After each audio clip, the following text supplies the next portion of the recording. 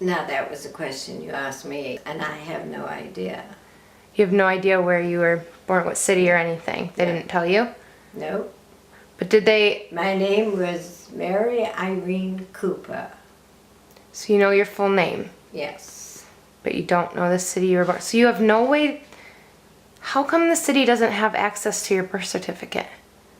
Because when my parents adopted me, they were provided with an adoption certificate and my name and their name and address, and that was it. But when Candy and I, when she was in England with me, we met a man whose wife worked in one of the offices where they did adoptions, and he asked her about it, and she said in the date, in the year that I was born, and quite a few years after that, all adoptions were locked up, and no one could open them. And I even got I think Candy's got it, I even got a letter from the office that she wrote to. And they apologized and said, "Dear Madam, we are sorry, but the information is not available." So, I mean, they have it somewhere, it's just locked up. Mm-hmm. They weren't allowed. I suppose by now, 80 years ago, 88, 87 years ago, I suppose by now they've changed the rules, because I have heard, like on television and stuff, people going and finding their biological parents, and so they must have opened some of them, opened them up now. But at the time, really my whole life I haven't been interested in finding my biological parents, because I don't know what I would find. Well, I wouldn't find anyone anymore, because there couldn't be anyone older than me. But I didn't want to know if I was a child born out of wedlock, and the lady in question couldn't keep me. Because I do remember when I was very small, and I have a picture in my mind of sitting on what we used to call a stoop. That was the entrance to a house that had like 2 or 3 steps. And I was sitting with another lady, young person, and she had a little boy in her lap. And he was the cutest little boy I've ever seen. He had curly hair. And he was eating bread and treacle. I don't know if you know what treacle is. It's like a honey, but it's stiffer. And they used to put it on bread. Like you put butter and jam here, they would put treacle on the bread and eat it. And it was very sweet. And that was the last and only memory I have, until suddenly one day I found myself at this orphanage. I didn't know it was called that then, but it was not a very nice place, and there was children of all ages, not too many. And I remember they had outside bathrooms. They were built along the side of the building, And I felt like, now that I think about it, that I had no shoes, raggy little dresses, and we used to have to play outside all the time, and I wasn't very old. I don't know if I should tell you the next sentence that just came to my mind. I don't want to think about it, but I will say to you, and you can delete it, I suppose, if you want to. But one of the older boys always offered to take me with him when we played hide and go seek, but he sexually abused me. But I didn't know at that, I didn't know what he was doing at that time. Mm-hmm. And now I think about it, he always yelled first, "I'll take Irene with me." And that's the only bad thought that I had. I didn't think about anything then. But all of a sudden, I don't know how I got there or anything about it, but I found myself at this other orphanage in Litchfield.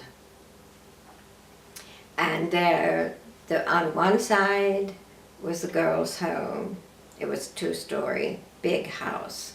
And then on the other side was the boys' home. And the matron, I don't know what the boys call, there's the matron and the headmaster, I suppose, in the boys' home were brother and sister. Their last name was Campbell. And I later learned they were from Canada. I learned this when I last went to visit the home. And it was totally different, like living in a mansion. And they were very kind, and I wore beautiful little gingham dresses and, socks and shoes. How old were you when you first went to the first orphanage? I don't know exactly, but I don't think I was much more than 2 or 3. Okay. And it seemed like I wasn't there that long, because I don't have any memories of any Christmas or birthdays or anything there. And like I say, it's suddenly I found myself in this other orphanage. do you know how old you were when you went to the Litchfield orphanage? I must have been about 4, because later on I went to school, kindergarten or whatever. But And they called you Irene? yeah, But you were born Mary Irene Cooper. yeah. And I'm sure they nicknamed me Irene, which they do most people who are named Irene, in England. So, but all I remember from there, I have a lot of memories from there. I was very happy. And that's when I learned to love music. Because there was a great big radio that was shaped, like this, in the corner of the playroom. And they used to play music. And of course, I used to sing along with it. Try to anyway, I was rather young. But I did like to sing, I liked to perform. And we each had our own little locker box in the playroom, and you kept whatever you had, a toy or something in there. And then when the visitors would come, we'd all sit on our own little locker. There were little boxes, square boxes with lids. But it was nice because you had something of your own.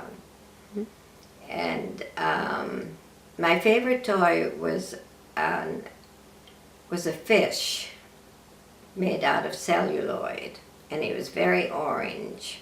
Didn't know what he was, but that's the way it is in my mind. But when I left to go with my adoptive parents, they wouldn't let me take anything with me, not even my fish. I was very upset. And only the clothes that I had on. And what else did you experience at the orphanage? Like, what were some of the other things you guys did? Well, when I was a little bit older, I had to learn to do some chores. My first chore was polishing shoes, because everyone had to put their shoes in the hallway at night, because clean shoes were a must. And they taught me to do that, and had someone help me, you know. And that was the first one. And then along with that, they taught me how to, they didn't say set a table in England, they say lay a table. And in the proper fashion. I still do it today. And I enjoy doing that. And I'm sure you've seen your children want to put the plates out and the silverware and stuff, you know. Mm-hmm. And other than that, I really didn't have any chores. Just to help, you know, around the house. We used to be set after we did our chores, you know, and then we would just either listen to music or go out to play. We'd play hide and seek, you know, and stuff like that, and take walks. Guess it was right out in the country, and English people love to take walks. And that was about all I really remember, you know, and then going to the cathedral on Sundays for church. When I was playing outside, you know, we had a low brick wall and then an iron gate. And I was doing what I shouldn't have been doing. I was swinging on the gate. And it shut on my little finger and split it open right at the end. And I've always had the scar. Of course now I've got, they took skin from here or here, I don't know, did something to my arm somewhere along the line. Not at the orphanage, I mean since I've been an adult. So this scar kind of has, you know, goes with this little scar on the tip of my little finger, but I've always had that scar since because it hurt like you know what. And I ran in full of blood and I thought I'd lost my finger. And she asked me what I was doing. I was swinging on the gate. Well, you know, you had no business swinging on the gate.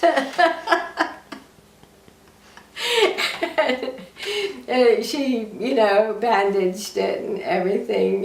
But when I look at it, I think about that. I thought, some scars do last forever. I have a hysterectomy scar. They told me it would disappear with age. It hasn't. It goes with whatever my weight is. But that was one thing that happened to me.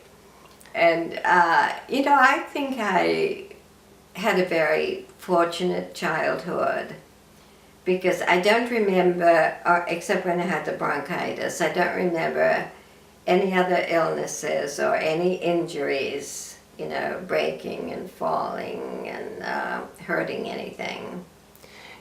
Do you remember, like, tell me about the days when you knew families were coming to look for people to adopt? Like, what kind of went through your head, and like what kind of questions did they ask you?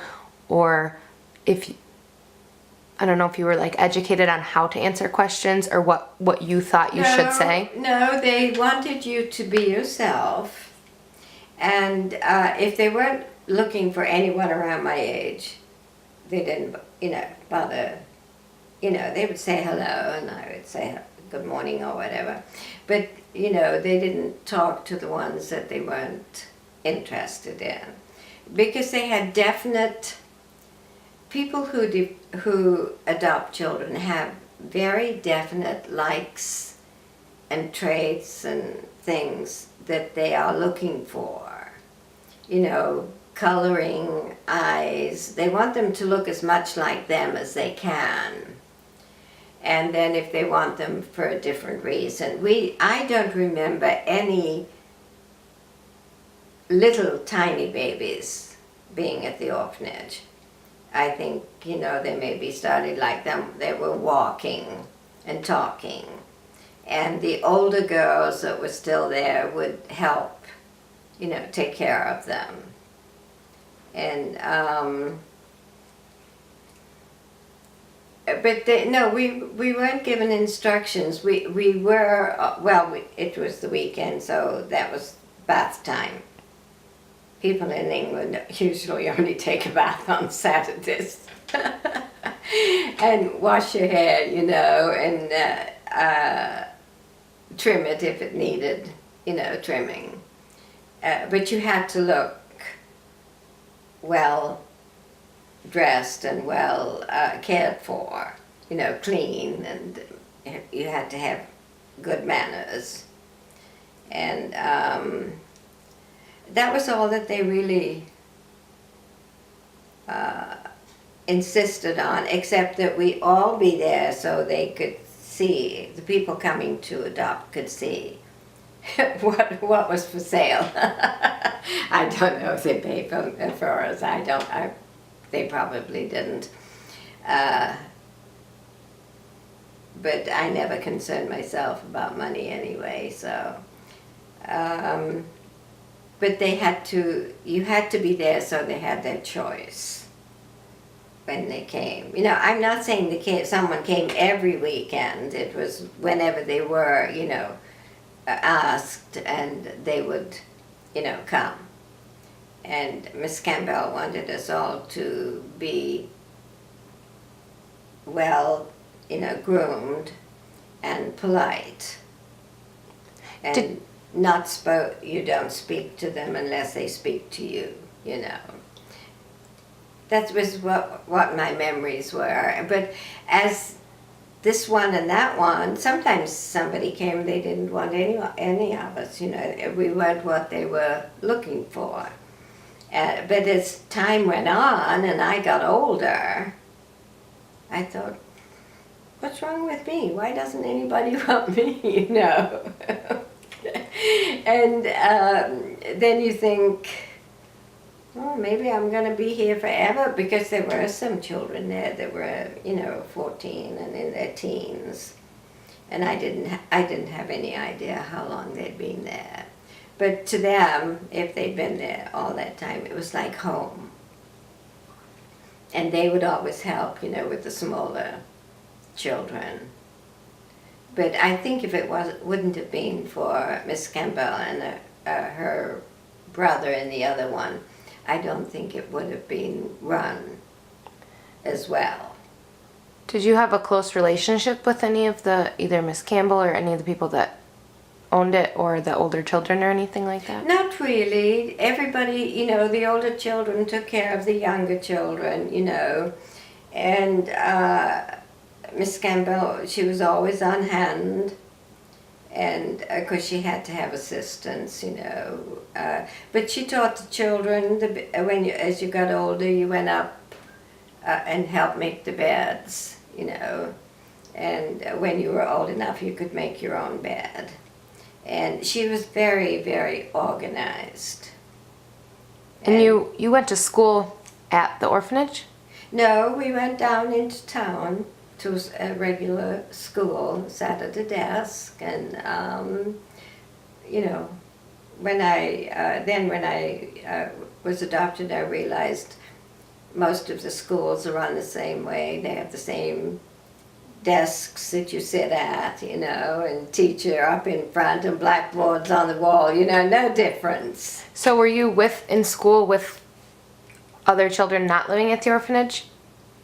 I never even thought about that, but I think I must have been, because there were other children, of course, in school, but I don't know.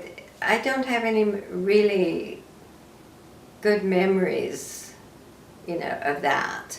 It was just like it was everyday life, and I always loved to learn, and so I was more interested in what I was learning, and not really paying too much attention to what other people were doing. But you didn't have anyone that you were like specifically or particularly close with? No. Just kind of by yourself? Yeah. Mm-hmm. That's crazy. Like I said, I had this one girl that she was older than me in the orphanage, Marjorie Binfield. I somehow, I don't know, seemed like we became friends. She was much older, I thought she was anyway, than me. And she was one of those that likes to mother younger children, and I really took to her. And she seemed to like me. I just took it for granted. I don't know, I didn't put much stock in it. But I knew that she had a brother who was in the boys' home. And, being of such a young age, I didn't ask, and I didn't know why, if they have a mommy and daddy, why they were there. But then one day, all of a sudden, their parents came and got them and took them, and Miss Campbell said, well, for a while, their mommy and daddy weren't together, and she couldn't take care of the children, and they had to separate them because, it was a boys' home and a girls' home. And she said now everything is happy again, and they've come to take them home. And I suppose I must have felt a little jealous that that Marjorie was going home, and didn't really know what a home, a private home was. But I'm the type of child, I was the type of child I didn't ever give a great deal of thought, to, it was life. I was happy, I was living, and, and then down a path that led to another fence. You go through the gate, and there was a big building, and it was like a hall almost. And they had chairs and rows of seats, and they had a theater stage. And that's where we would go to practice singing and putting on shows. And my first song that I sang, they presented me with a doll, and I sang lullabies. In fact, Robin still asks me to sing them to him. And like I said, I was kind of a ham, and I loved, and when I know now why they liked it, because when little children perform, people seem to enjoy it. Do you remember any of the lullabies? I think I wrote them on the side of your notes. Hush-a-bye, baby, don't cry. I can't think what the rest of it was. Hush-a-bye, baby, don't you cry. Mama's gonna sing you a lullaby. And then it was lullaby, lullaby, So I learned that, and then we would, have other things in there. But when I think I must have turned 5, because I remember going to school, I remember that's when I first started to learn to knit. And that was when we were going to go in the parade for what day? Veterans Day maybe, I don't know. It must have been a Veterans Day. And we rehearsed the songs, and I wrote that in your notes too. We sang, there's something about the soldier, there's something about the soldier, there's something about the soldier that is fine, fine, fine, for to suit the military best. Now I lost the rest of the words. Something about a soldier that is fine, fine, fine. That's what we were going to sing in the parade. And that's when I got the mumps. What was the parade for? I don't really know, but trying to compare it with what they do today, and because of the song, I think it was like Armistice Day or something, you know, an anniversary, because they always called it what did I just say? Armistice Day, on the anniversary of when World War One ended. We hadn't gotten to World War II yet. And we were going to march to that tune. Will you tell me the story again about how you practiced and then you couldn't go? Oh, well, I got up that morning. I rehearsed everything. I knew the song. The children remind me when they sing.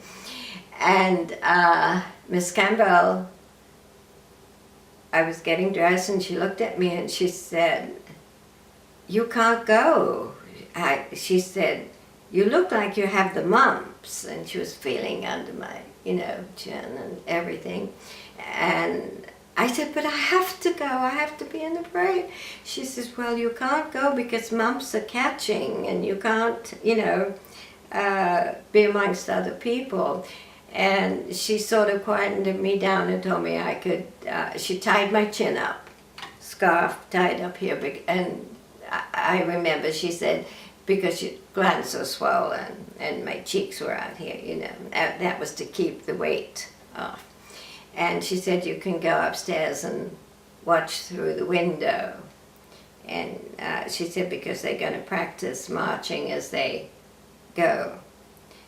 Because they had to walk down this path and then go down the country lane and then come to the city, the main road. And that's how close the cathedral was, Litchfield Cathedral. So I went up there and I remember crying, but I know the songs and I want to go. You know how it is. And but that I didn't get to go. So that was all there was to that. And then life went on, and I loved it because we walked every Sunday to the cathedral. I thought I was very grown up. And of course I loved the hymns, anything that I could learn, and I loved the Bible stories that they told. But most of all, I loved the clothes I was wearing, because I always felt like I was dressed up, and after being such a ragamuffin. And every weekend, on Saturday, we all had to take a bath. We all had to have our hair checked, and if it was out of order, it had to be cut and trimmed. And then we sat there. If we had someone coming, a guest coming is what she called them, a guest. And the people who came would talk to us individually, go around the room. We had to sit on our locker boxes. And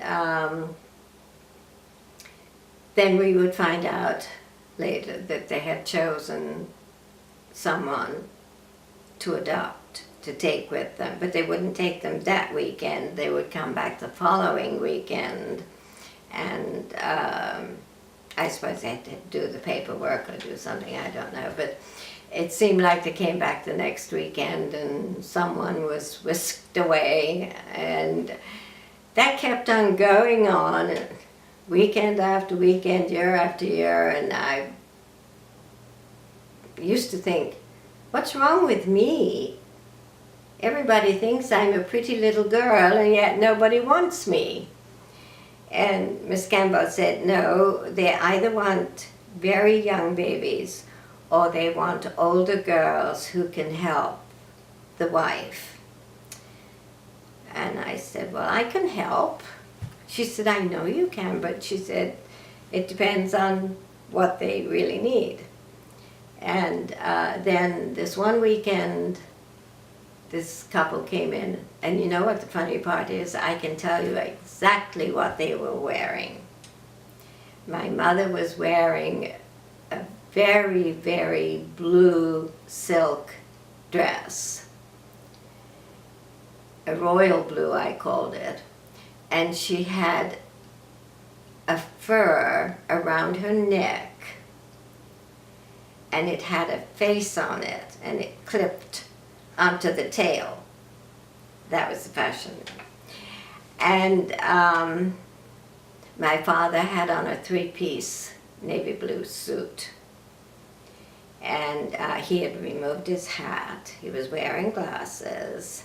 My mom had a gold chain and cross. The cross was, to me, at that time, about that big, hanging on her dress. I suppose her coat, she had taken it off when she came in, I don't know. But they came in the door, and that's the way I remember them. And they talked to each of us, to see how we were, if we were polite, and, because you had to mind your manners. And my main thought was, gee, they're old. When you're 7, people who are 50, but I didn't learn till much later that that's how old they were. And then they left. And then a little later in the week, Miss Campbell came in to talk to us. We were all in the playroom. And she said, she called me to her, and she said, do you remember the couple that were here last weekend? And I said, yes, ma'am. And she said, well, they've decided you're what they're looking for. I was so happy, but it was a mixture because that was my home, and I really didn't want to leave there, But I still wanted to have a family, because I had a girlfriend, Norma Binfield was her name, and she had a brother who was over in the boys' department, and I don't know what, but something had happened to their family, so they were put in the orphanage. But then their parents got back together, and they came to pick up the children, and she was my best friend, and she left me to go home. But as I've grown up and understand, I'm happy for her, because it's where she wanted to be, they wanted to be. But anyway, my mom and dad, they came back to get me. And of course they wanted to send my toys with them, and my clothes, and my parents were very adamant about it. No, we don't want her to take anything, we'll take her just the way she is, and we will take her shopping and buy her the clothes that we think she should have. Well, that was my first train ride. I got to go on a train and go with them, and then we had to get off the train at the train station, walk to the bus stop, and take a bus to their house, is what we did. And then I was very impressed with the with the house. And then we walked in, it had a side door, not a back door, a side door and a front door. We went in the side door, and then right there is the kitchen door. And it was a small kitchen, very compact. And there was a small kitchen table there, and my daddy's desk was in the corner. And they told me where they were going to sit, and then my chair was at the end of the table. And my mother said, and that will be your seat, your place at the table, I guess is what she said. And by that time it was bedtime. And she took me upstairs, and she said, well, this is going to be your room. But she said, for the time being, she said, I put a little bed alongside. She said, I will stay with you the first couple of nights, so you're not afraid. And the bed had iron bedsteads, we called them, with all kinds of knobs and, different decorations on them, and it was huge. And Mommy laid on the small one. But first she took out a beautiful long white nightie that was trimmed in lace, and she had made it. And she said, this is your nightie. And she told me she had made it for me. It was beautiful and came to the floor. And I think she stayed with me maybe a week. I don't know exactly, but it seemed like about that long. And then she said, now I think you're all right. She said, you're not afraid. And I wasn't afraid anyway, you know. And she said, I think I can go back in my own bed now with your dad. She called him my dad. His name was Harry. And What was her name? Agnes. Yeah, Agnes Elizabeth. Agnes Elizabeth. What was their last name? Well, her maiden name was Wilson, but their married name was Dodd, D-O-D-D. And so anyway, that's the way life went on. It was my chair to the very day when I left. But she did explain to me why they didn't call me. My name was Mary Irene. I might be mistaken, maybe they did call me Mary, but a lot of people call me Irene. I get a little confused with that, but she said to me, she said, I can't call you Mary, I will have to call you Irene, because we had a little baby girl who was born, and she didn't live. And she said, it's too painful, we had to bury her, and she said, it's too painful for me to call you Mary. That was the way it was. And she said, so we will call you Irene. So I completely forgot that I had the name Mary, because she, didn't want to be reminded. She must have only ever had that one baby, and it died. So, because my parents were 50 when they adopted me. I felt like they were so old. But I found out they weren't really. And I didn't have to do really anything until I was a little older. But I was 5, so I got to go to school. And it was St. Mark's School. It was a Catholic, not a Catholic school, Episcopalian, church school. And I loved it. I've always loved school. I always loved being with other children, So you think you were 2 or 3 when you went to the first orphanage, and about 4 when you went to Litchfield, and you were adopted when you were 5? No, I was adopted when I was 7. Okay. Yeah. So you were in Litchfield for 2 or 3 years? Yeah. Okay. Mm-hmm. Yeah. That was a very happy time for me, because there were a lot of other children, and like I say, I loved the music. And I used to, when I used to look at it, I used to think there was a man inside that box singing. Because it wasn't a table, thing. It was a big, you've seen them with the, curved top. And he sang opera, and all those songs. And I really thought there was a man in there. It still crosses my mind, but I've never seen another radio that big. But that's where I learned to like music. Did you have singing lessons, or did you just sing on your own? No, just sang on my own. When I was singing solo in the church choir, I think I was only 9 or 10. But we had a Sunday school where we would, all the children from Sunday school, we would be all dressed up in new clothes, and we'd march around the village of Tipton, one street, not too far.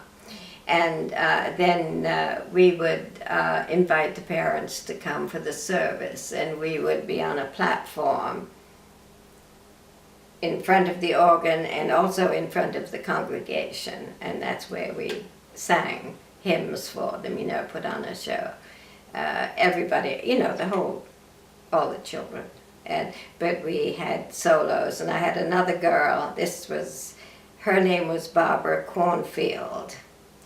And I used to think she was the prettiest girl in the world. I never saw anyone like her. She was like a brunette Shirley Temple, And I wanted to look like her, because I thought that my hair was mousy brown, and my mom used to put it in rag curlers, in rags. And when I was a little older, I went on the bus downtown and went to the hairdressers and told them I wanted them to dye my hair black, which they did. And when I went home, my mother had a fit. "What did you do, my girl? You look like a gypsy." She made me get on the bus and go back and tell them they had to take it out. And of course, you can't take it out once it's dyed. You can try, but it turned my hair orange. And I had to wait until it grew out. But I've never forgotten my mother's face. I thought she was going to smack me, but she didn't. She just had a fit. And that's so much for being a brunette. I never tried it again because I didn't want to look like a gypsy. But we had gypsy. I didn't tell you this in my story. I don't think I did. I don't know. We had gypsies, real gypsies with a caravan. They used to come, and there was an empty lot on one side of our house. And of course, Mom and Dad had a big brick wall, built there. But they would come and stay there. They could only stay for 2 nights. And then they'd go across the street to my father's blacksmith shop to have shoes put on their horses. And they couldn't afford new shoes. So my dad used to keep the old shoes that he removed from other horses in the corner of the smithy, as he called it. And when they would come, he would see what size the horses needed, and he would heat some of his old shoes in the forge and reshape them on the anvil, to fit the gypsies. And then he'd only charge them like a couple of pounds or shillings. Excuse me, I don't know what exactly, but they got them all almost for free. And then he didn't trust them because if they hadn't come and got the horses back before Daddy had to go back home for lunch, he would lock them inside the smithy, so that they couldn't just come and take the horses. Apparently one of them must have done that to him at one time. So, but then they'd wait for him, sit outside. They knew he was home, for lunch. And then he'd go back to work, and he'd open and let them take the horse, when they paid him. And but when I always said I was going to run away with the gypsies, because on the back of the lot, the empty lot, at night they would build a bonfire, and then they would play really loud music. They had accordions and all that stuff, and they would dance around the fire, and they would sing, and they had a wonderful time. They were really real gypsies, and I used to say, I want to run away with the gypsies. They're so happy, And then later my mother would say, if I misbehaved, she'd say, if you don't behave yourself, I'm going to sell you to the gypsies. And I thought, oh, maybe that's not so good. But I did enjoy them. You know, they came periodically. And while Daddy was showing the horses, the lady gypsies went around from house to house. They used to make clothespins and different small household items like that, you know, and sell them door to door. What, like, when you went back to England, was your dad's shop still there? No, it had been, and he was a third generation. His father and his grandfather had had it. I don't know if you've seen the picture on my...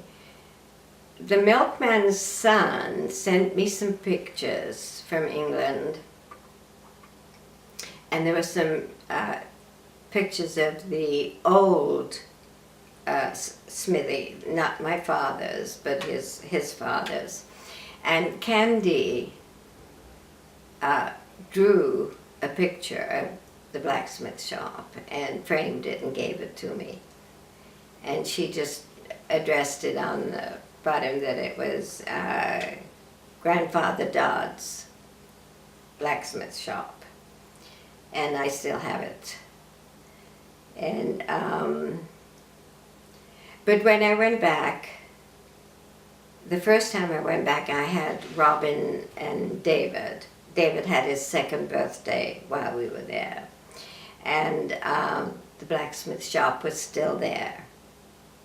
But when I went back again with Ernie in '87, because Ernie didn't go back with me with the children, we didn't have the money.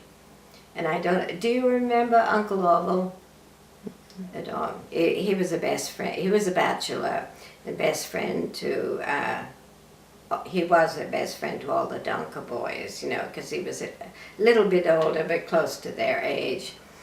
And he was the one who bought my airfare.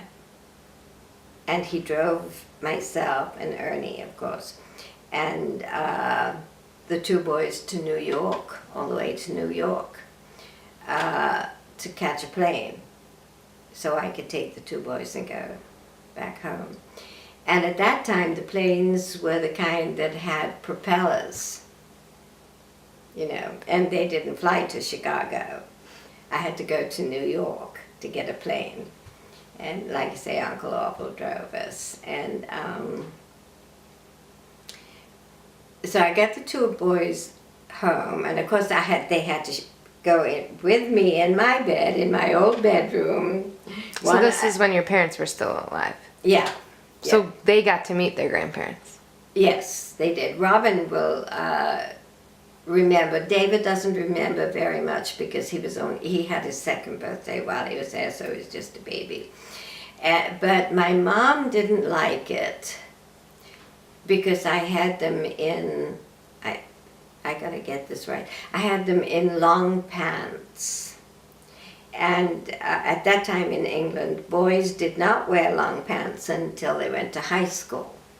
They had, you know, I'm sure you've seen pictures of them with their little cap, you know, when they show you pictures of children at school. And the little short pants.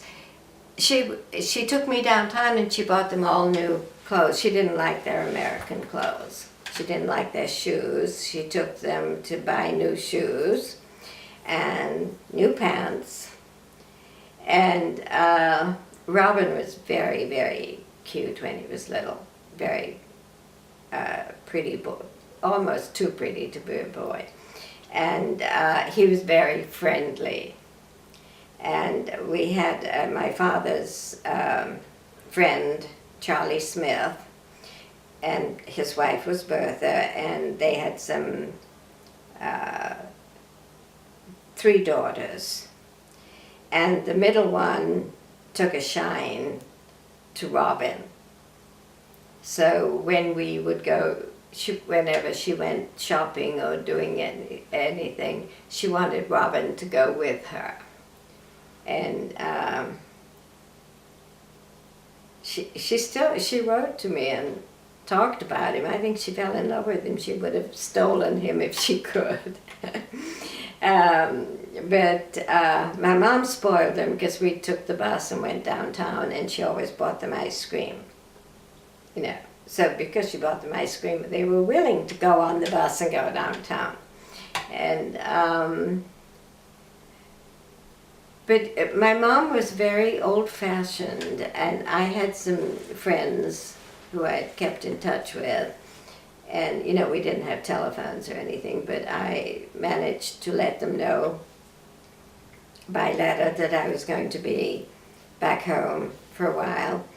And so they came to see me, and they wanted to take me to the theater in Dudley.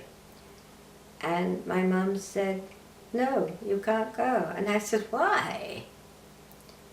I said, "These are my friends." She said, "I don't care." She said, "Your husband sent you over here to visit me with the children, and I don't think he wants you gallivanting around with anyone." That's the way she was. I was gallivanting. I really wasn't. So I didn't get to go to the theater with them. So I was so fed up with it, all the restrictions. Oh, and that was the other thing. We never had electricity at my house. It wasn't even in the city when I lived there, but when I went to visit them, they had electric. We had gas lights, and I love gas lights. Oh, they're so soft and so nice, and you can dim them, you know. But the electricity came. I used to iron for my mom. To this day, I still love ironing, if you can believe that, but I do. And I iron everything. Well, I used to iron for my mom. She taught me to iron, but she'd have to put a blanket, an old blanket, and a sheet, a white sheet on there, on the kitchen table. And we had what they called sad irons. Actually, they're flat irons. And you put them on the gas stove on a piece of steel to heat. And you'd have two irons, and you'd use the first one to iron, and then when that one got cold, put it back on and take the other hot one. And that's how you ironed. Well, you ironed for my mom. Sheets were ironed, pillowcases were ironed, everything was ironed. And that's what I learned, and I still did it when I was in America. But anyway, I did all that. What I started to tell you, I went out and bought her an ironing board and an electric iron. No more of those sad irons, you know. She couldn't believe it. But they had only gotten the electric put in about a week before I got there. And it was, the whole town had been, you know, supplied with electricity. So you grew up without electricity? Yeah. It was wood and coal fires. Mostly the wood was in the kitchen, the coal was, we had a fireplace in every room. And they were all beautiful and tiled, you know, around beautiful colors. And then that was the only heat we had. And then for hot water, we had a boiler in the corner of the kitchen, and which they would, you know, build a fire under it, and that would boil the water for the dishes and the laundry. Where did you get all the wood from? Oh, I don't know. Somebody bought it, and we had what we called the coal shed, because they kept coal in there, you know, for the fireplace. But there was also wood in there, and there was also a washing machine, not like you know. It had wooden ringers or ringers, and then there was a big tub-like underneath it, and that's where you put the water and the clothes in. And then you had what they called a dolly maid, and it was like a stick with a 3-pronged bottom and a handle, and you'd pound it, and then you go like this way, and that's how you do the laundry. But I don't know why my dad spoiled my mother rotten. She was so spoiled, because he would come back home from across the street and hang the shirts and the sheets out for her so she didn't have to do it. And when it was time to, in the fall, everything got polished. The doors, the windowsills, the furniture, with this wax polish. And my dad used to come home and do all the doorways for her. And when I was old enough, my dad and I cleaned the windows. I cleaned the inside and he cleaned the outside, or vice versa. And my mother would stand there and say, "You didn't get in that corner up there," or "You didn't get in that corner up there," you know, or "The smudges down here." She never cleaned a window, but boy, could she criticize what we were doing. And my dad was, your dad reminds me a lot of my dad, because, you know, your dad never seems to get riled. And they belonged to the Hearts of Oak Society. It was like an insurance thing, you know, and they paid into that. And they never discussed finances in front of me.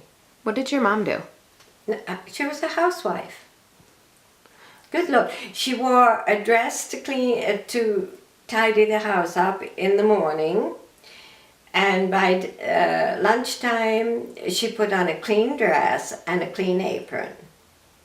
And that was a daily occurrence. And then she loved to garden, grow flowers and stuff. She had the flower garden and Daddy had the vegetable garden behind the blacksmith shop. Did you live in a one-story house? No, 2-story. 2-story. Yeah, we had, you came in the front door and the whole house, front of the house had, oh no, I forgot what I was going to say. You know, colored windows. Stained glass? Stained glass windows, yeah. And in the door, the front door too, and then there was a round window. I think, I don't know if I sent you the picture or if I've got it. And the stairway came right down and faced this round window, you know, going towards the front door. And we had a banister rail, and I used to slide down the banister. Only if I didn't get caught. But anyway, when I was old enough to help with the house, we didn't have vacuum cleaners then.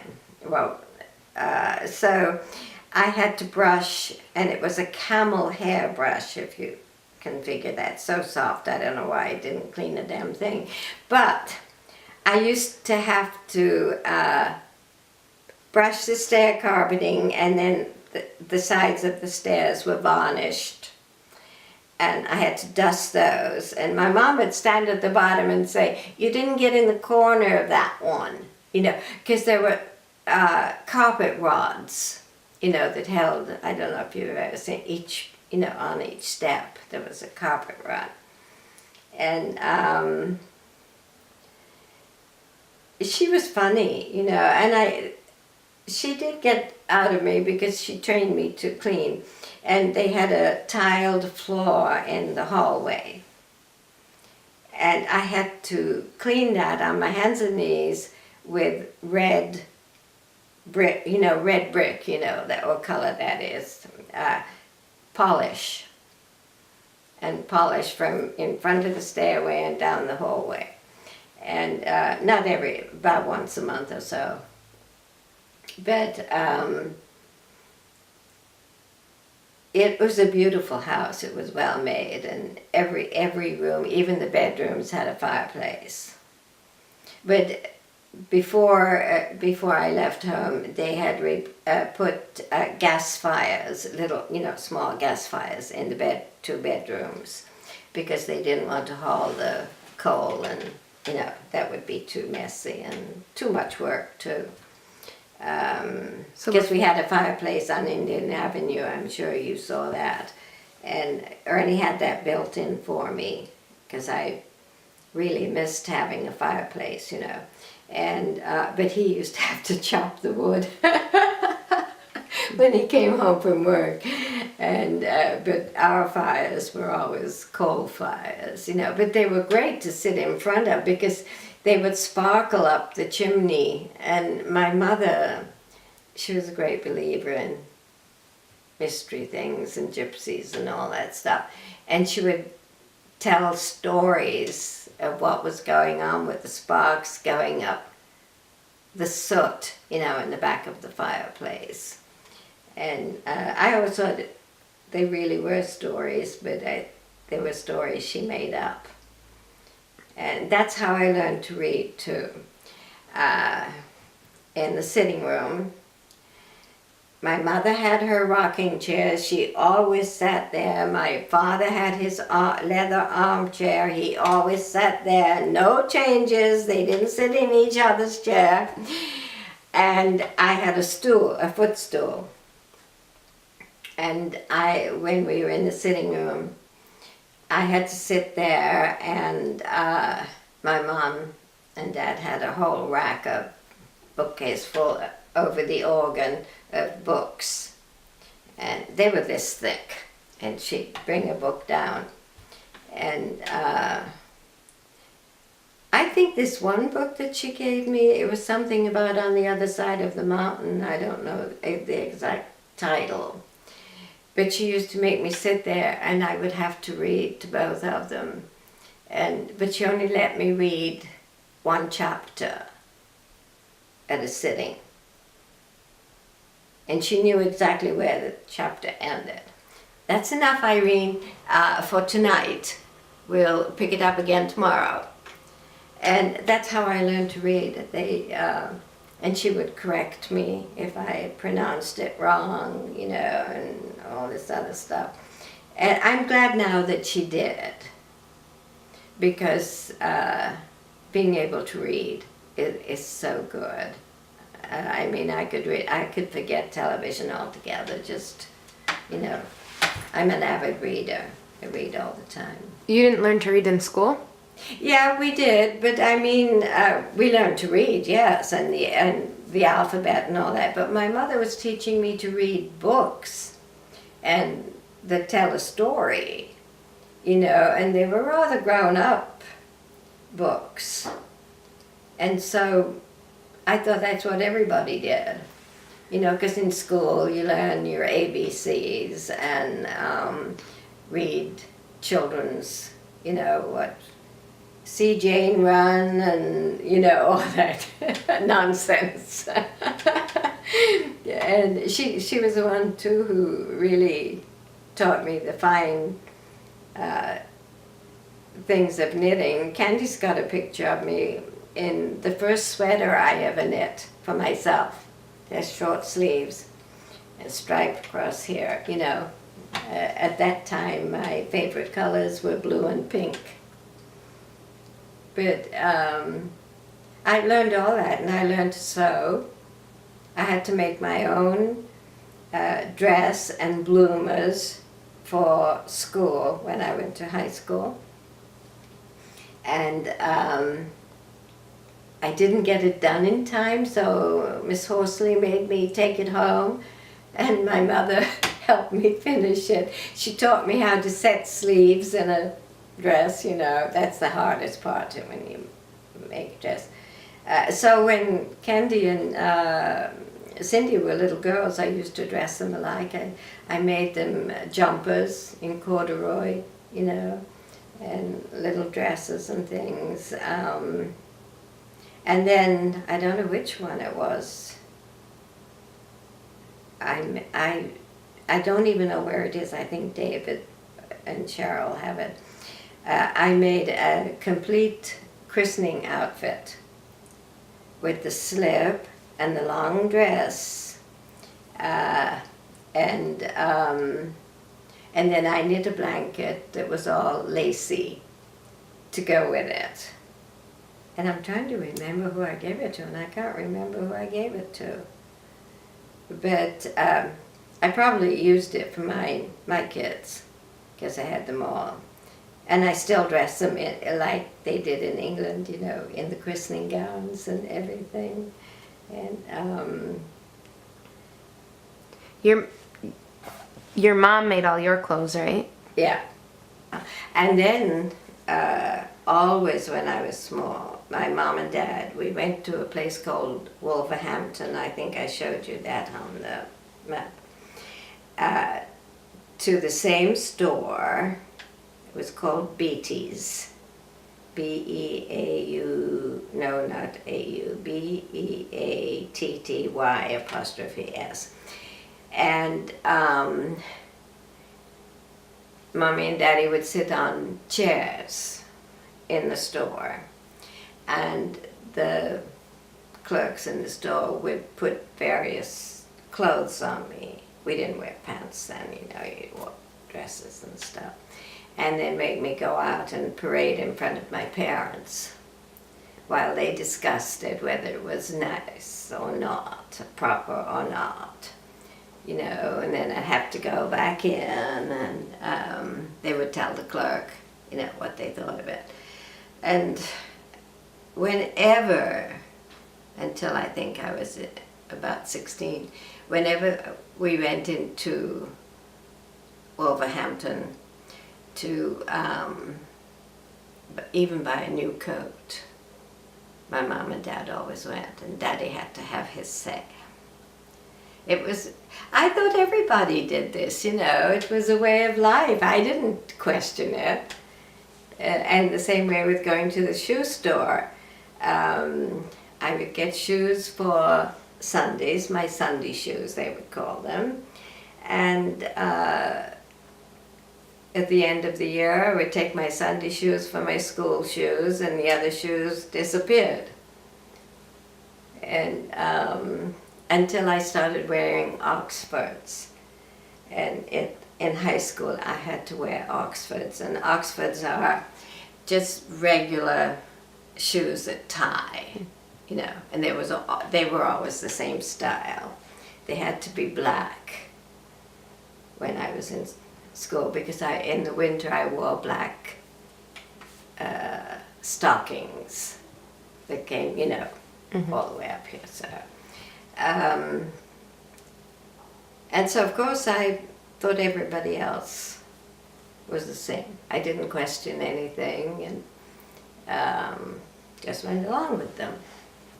Yeah, and I was the best dressed girl in fact I stopped going to the Episcopal Sunday school. That's when the neighbor kids came and asked if I could go to the Methodist Sunday school with them, because when I went to the Episcopal one, my mom used to make me wear a straw hat with fruit on it, white gloves, silk dresses that she would make for me, and she knit knee socks for me in white silk, you know, come up here, and she knit them.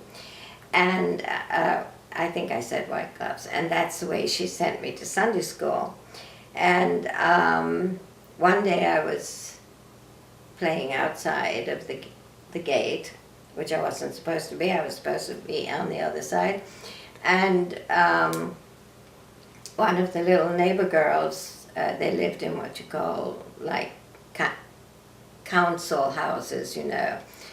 And she ran down. I know what I was. I was going to go to Granny Smith's penny candy shop, and it was a rare occasion that I was allowed to go and buy, you know, some penny candy. But my dad must have been feeling generous. And this girl came out, and she ran into me purposely, and she punched me in the nose. And my nose bled, and I started to cry, and I turned around and went back home. I don't know, and she said I was a snob. I said, what's a snob? You know, she didn't like me because she you know, didn't have the same kind of clothes or whatever. And I remember to this day her last name was Edwards. I don't know what her first name was.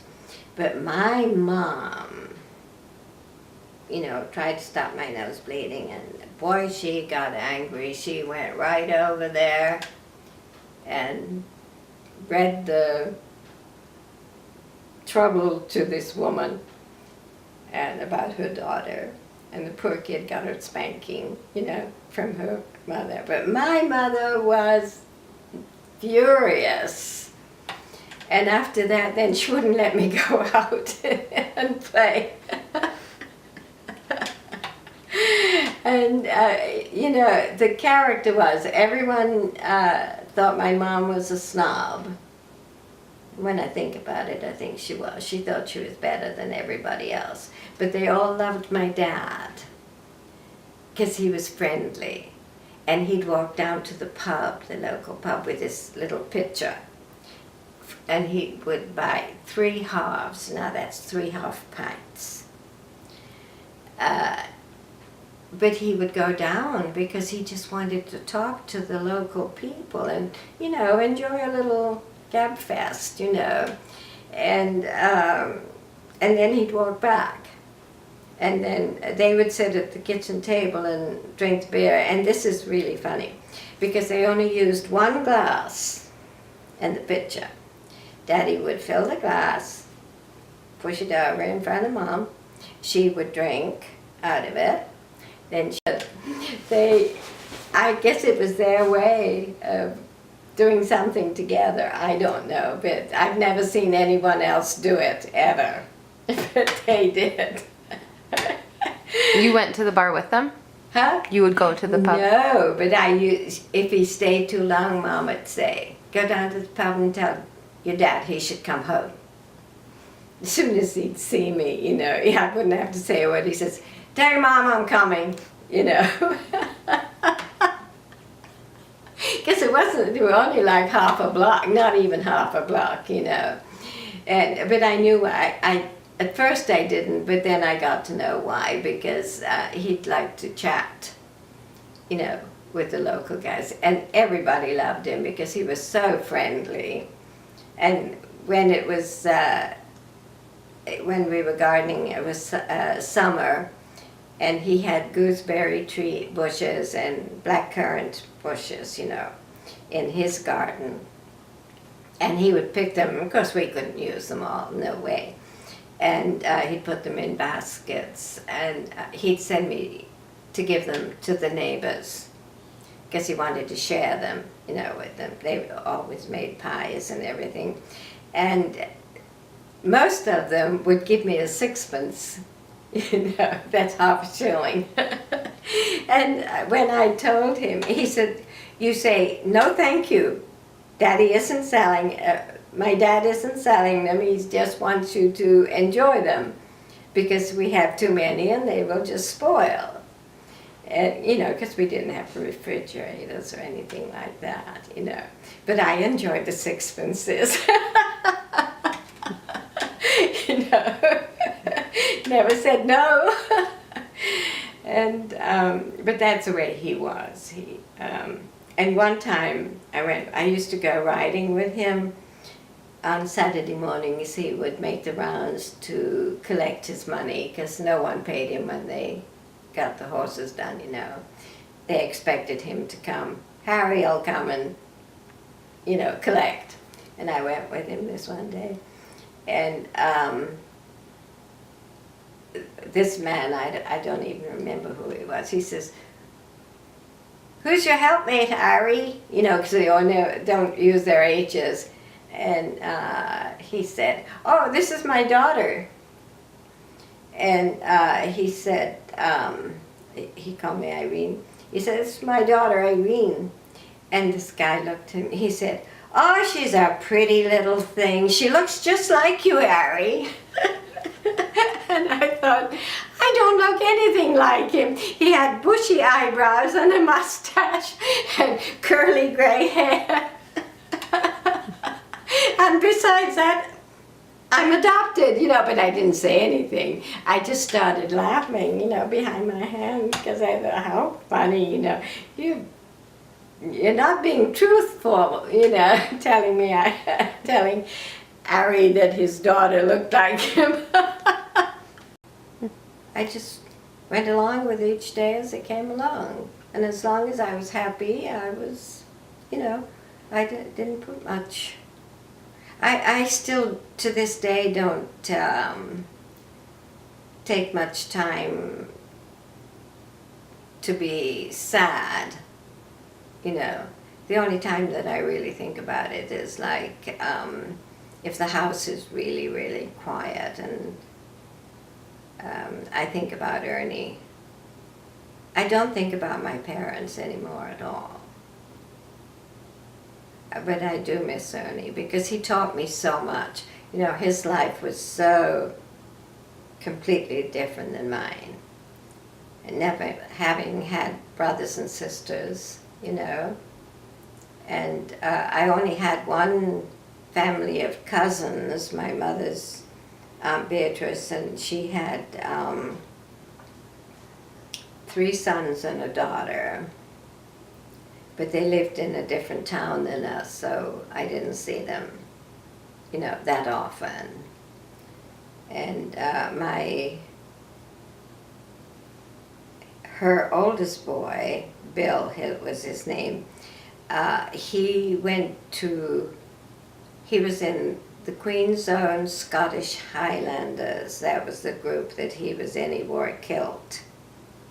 And I brought that picture with me, and somewhere between moving around and everything, the picture got lost. But he got killed in Africa. And his mother, Aunt Beatrice, kind of lost it. You know, she never seemed to recover from losing him. He was very, very handsome, and especially in his Scottish kilt, you know, and everything. And she didn't have anyone as young as me. Her husband's name was Arthur, and they had a son, Arthur, who was in the war, and he lost a foot. No, he was the one who was a prisoner of war. And, you know, on losing Bill in Africa,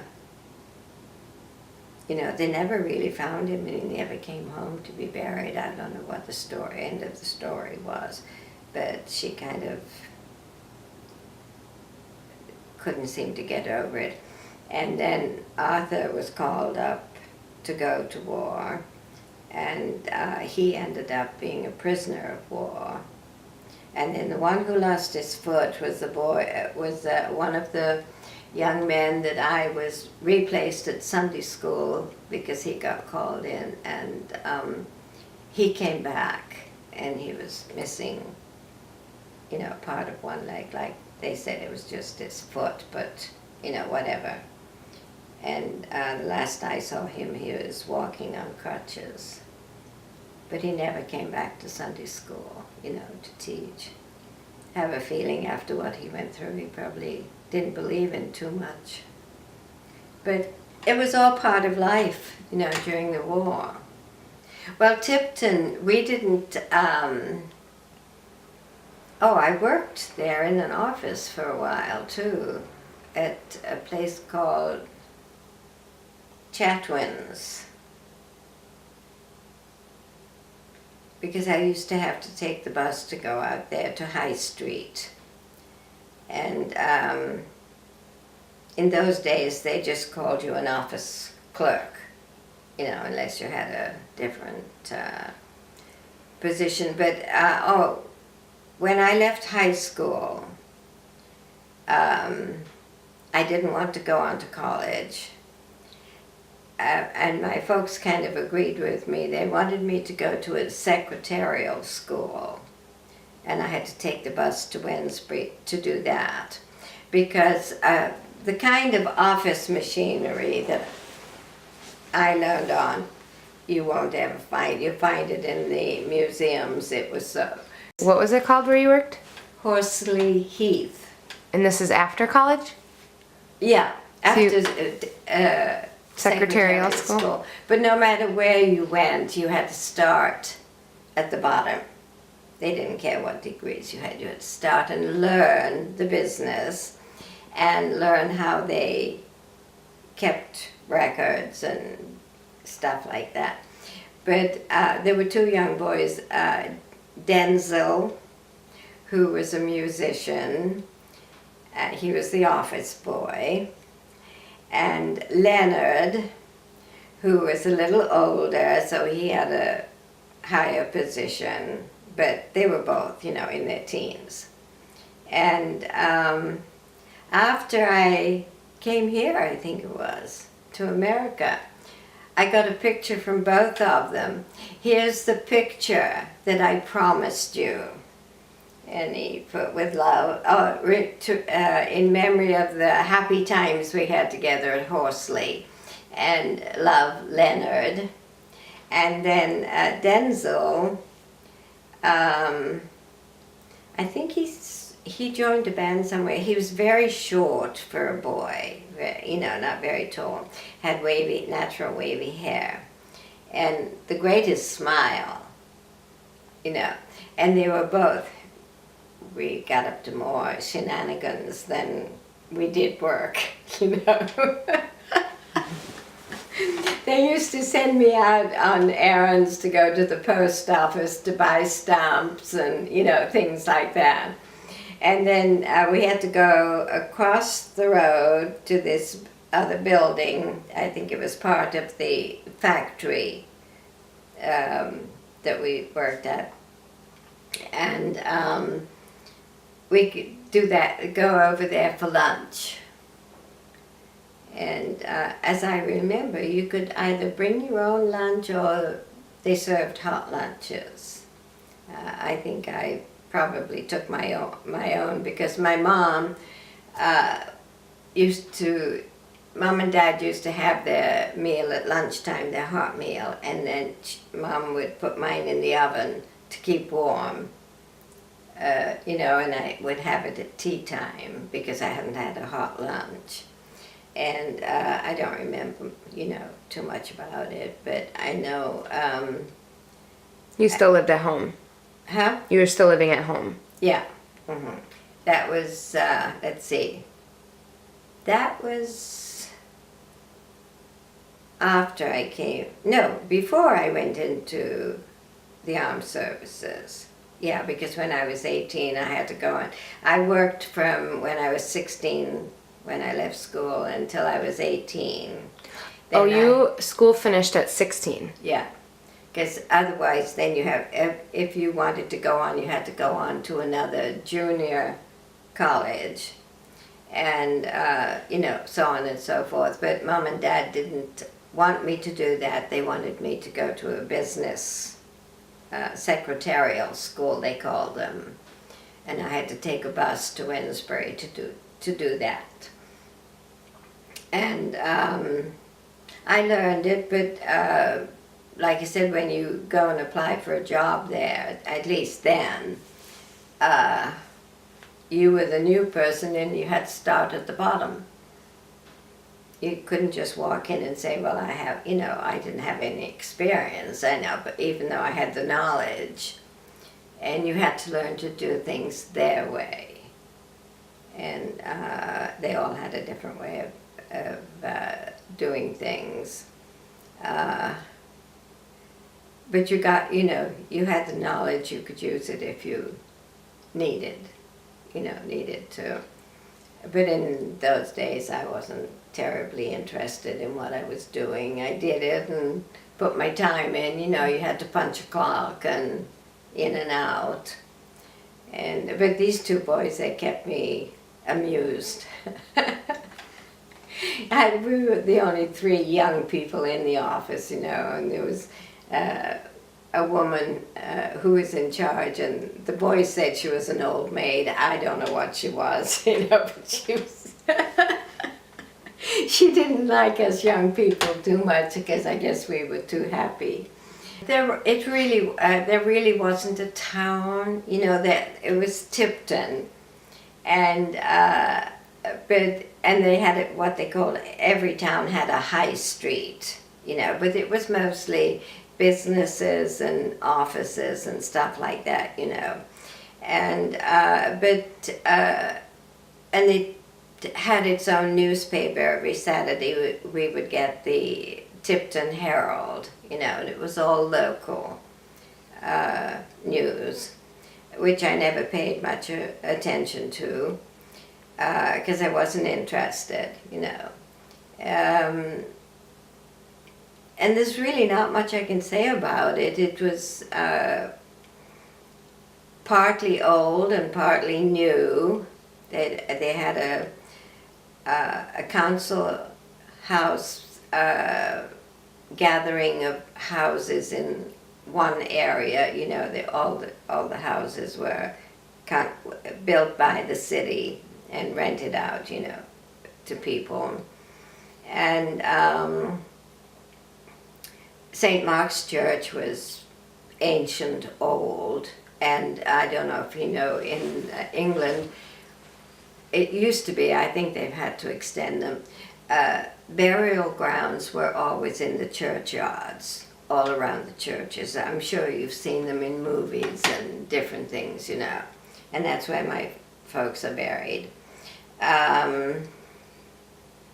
What'd you do, like, without electricity? I just can't really fathom, like, what you guys did at night or after school or during the weekend. Well, you had gas lights, you know, in the house, and they have little, I don't know what they were made of, very fragile little bulbs that went in there, because if you held them too tight, they collapsed.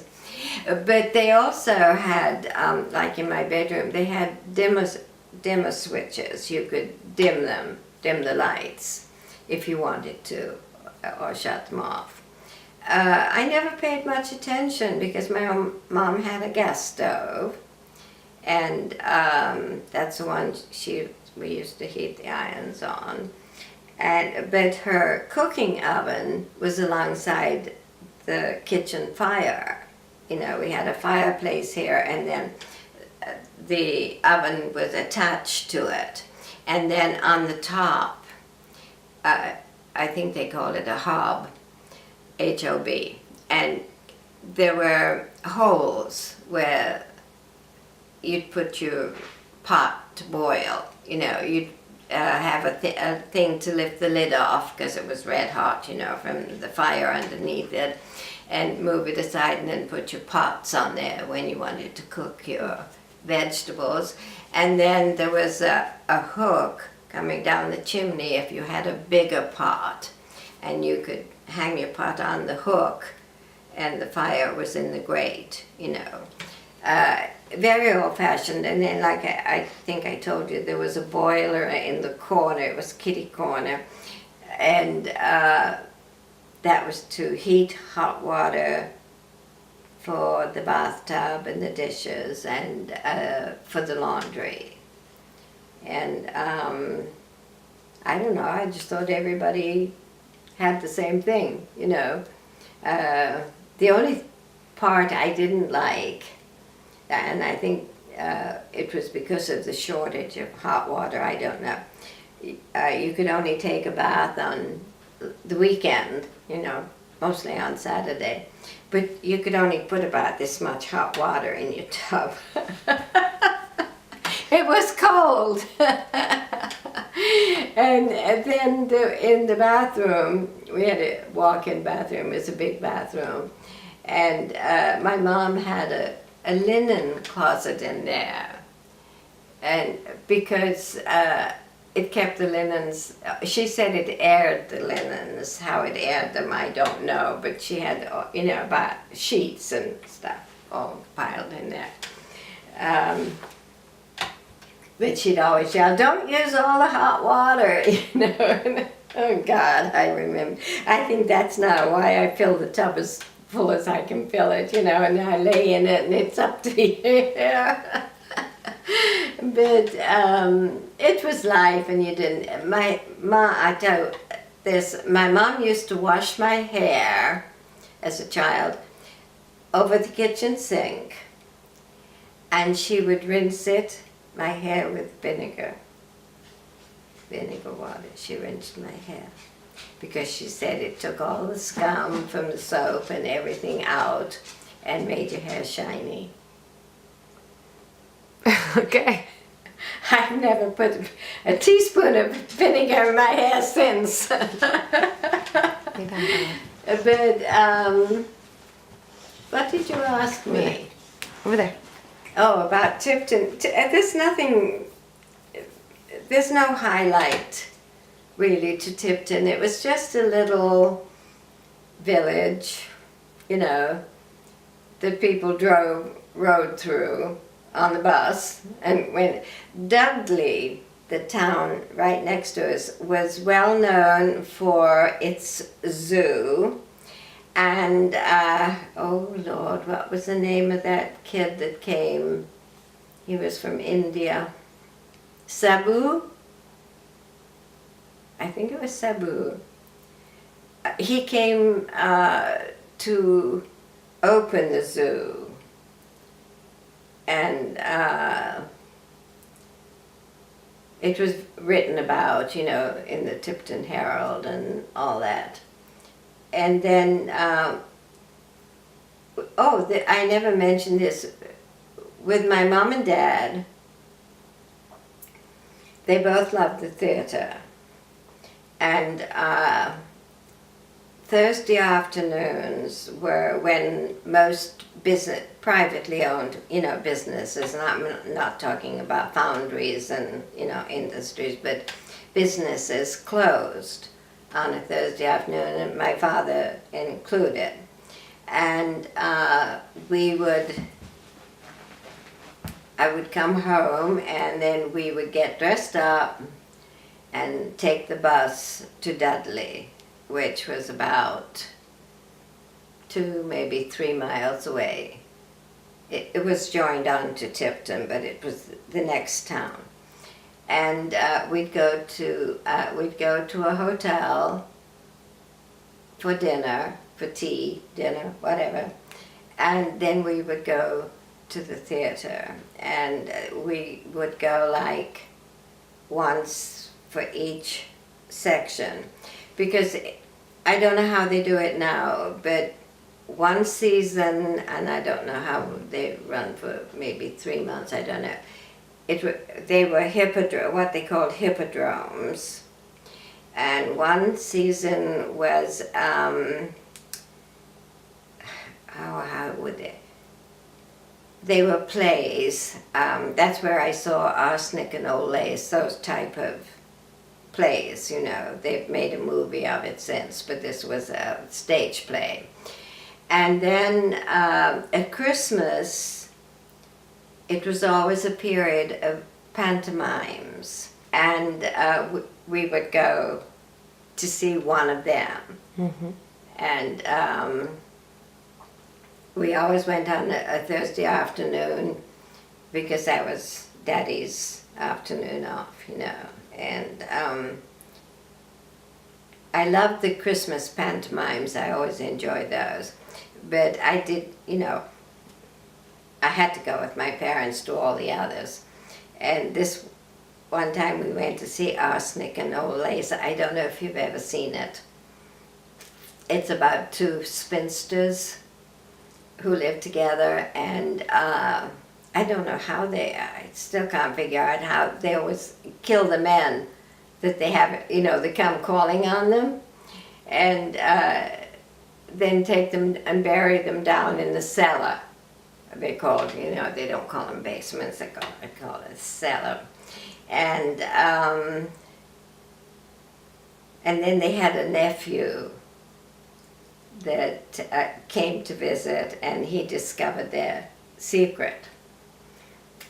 And they had one that they hadn't gotten down to the basement, to the cellar yet, and laid him in the window box. You know, they used to have window seats in front of the parlor window, you know, with lids on, you could sit on them. And he opened that because he wanted to look for something, and he saw this dead body in there.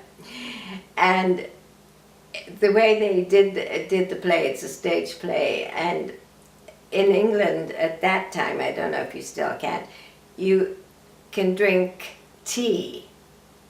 You had cups and saucers and tea while you're in the audience, you know, and then you put them down, you know, under your seat when you were done.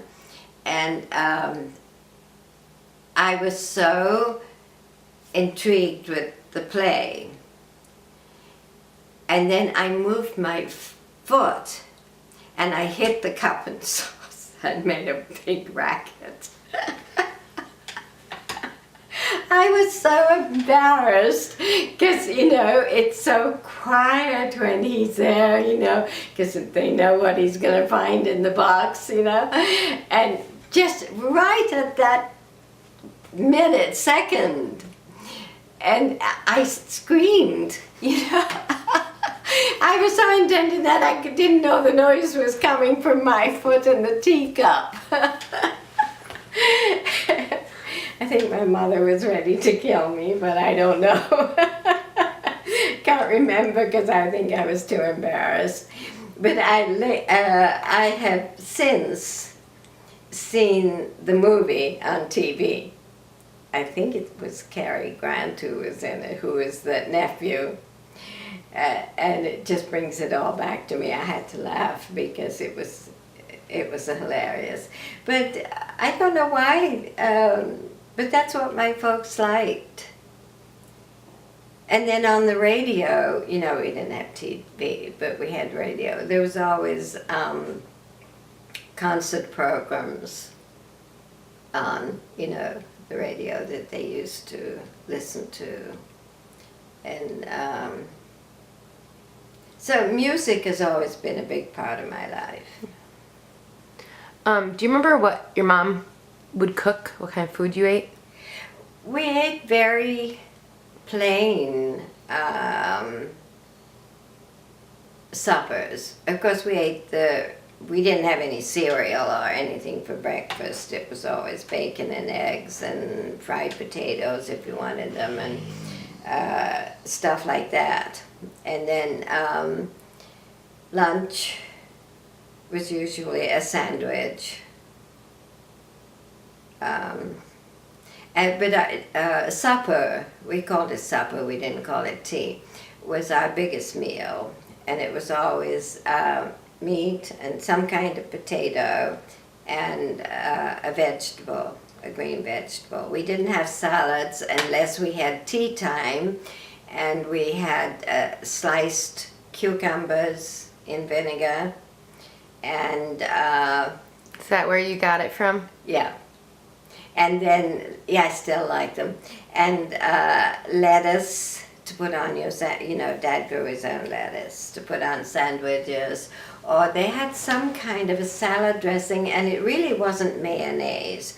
But on that order, if you made a lettuce, and we didn't have too many tomatoes, because they had to come in from the Channel Islands, you know, because it wasn't warm enough and long enough in the summer, you know, to grow tomatoes. Or we would have pickled onions. Do you know what those are? Mm-hmm. In brown vinegar. And we had those mostly if we had a cold tea, you know. We didn't have a cooked supper. That was mostly like on Saturday evenings. And you'd have cold cuts, we call them, and pickled onions. And they were so good. But my mom, I used to have to help her. The onions were all these little round ones, you know. And Daddy would grow them, and he'd bring them in, and we had to peel them, you know, very gently without breaking them.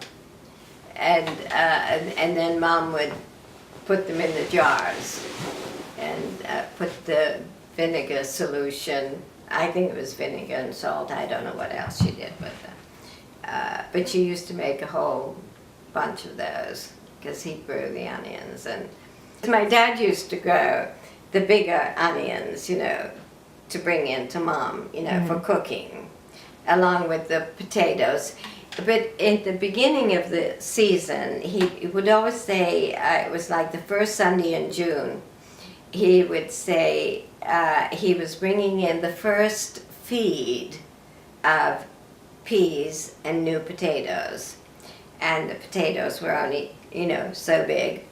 And she used to boil them with a sprig of fresh mint.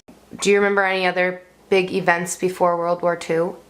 Any kind of big cultural events that happened? No, I really don't. I remember we went to Portsmouth in the August prior, just right before that. And we saw this big battleship, HMS Courageous, was being built. It was an aircraft carrier, ship. And I remembered it because it was, when it went out to sea, it was attacked by the German Navy and it was sank.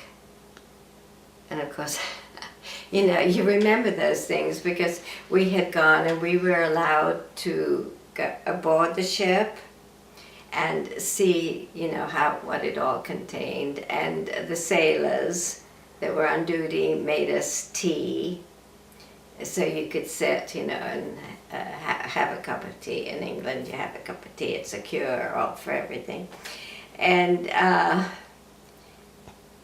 so because I had seen it and been aboard, I remembered it then when it was in the newspapers that it had been attacked and disabled. And of course some of the sailors were lost, but when you're 13, 14, you don't absorb, all of that. To start. World War II started on September 3rd, 1939. It was on a Sunday, and I had just come home from morning worship, and all the neighbors were standing out in a huddle on the sidewalk. And I asked what was going on, what's wrong. And they said, Churchill has just declared war on Germany. He had done it over the radio, it had been over the radio. And so, of course, everybody was excited and worried and, concerned. And they were all out in the street discussing it. And I don't know why the date and the time has always stayed in my mind. I think about it every September 3rd. But I was 13, and then you get on with life, and it was good until I think it was the year of 1942 when the Germans finally broke through the what did I say? They were barrages. We used to call them blimps, but they were, they weren't. They looked like big gray elephants hanging in the sky. And we were told they were there because to stop the German planes from getting through to bomb the iron and steel industries. And I learned from that Germany knew where all our factories were and, all our churches and cathedrals. And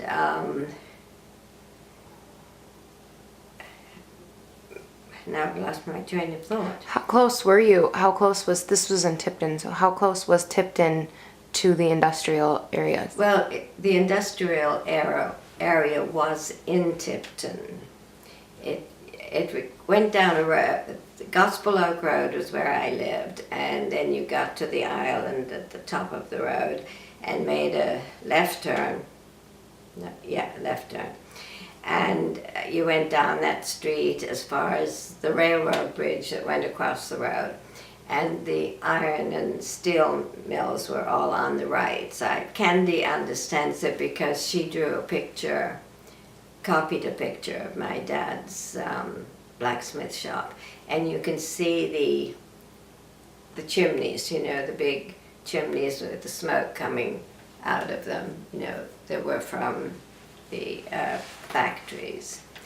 And then the other reason I remember them was because my mom said all three of her brothers who were in World War I also worked in these industrial, these iron and steel. And then my school took a school trip, and we went inside these mills to see how they make the steel and stuff. And they were very frightening because you could see, they weren't red hot, they were white hot fires, and huge sheets of steel. There were rollers over there, and huge sheets of steel came through. I don't know, I got the feeling that what they were doing was kind of flattening out this steel while it was hot. And it came out in sheets. I swear they were as wide as your couch.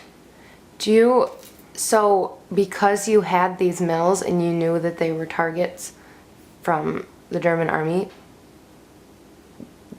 I mean, you said 3 years had gone by. Was the town like expecting an attack at some point? Well, we had air raid wardens, and no lights could show, after, when it got dark.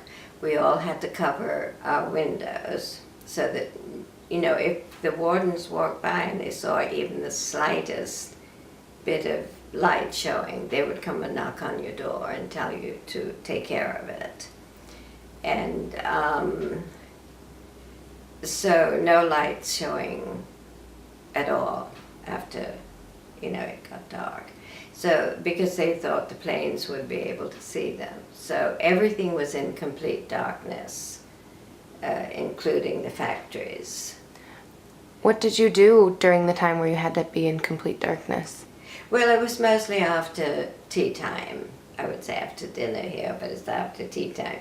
And in 1942, that's when we started sleeping in the dugout.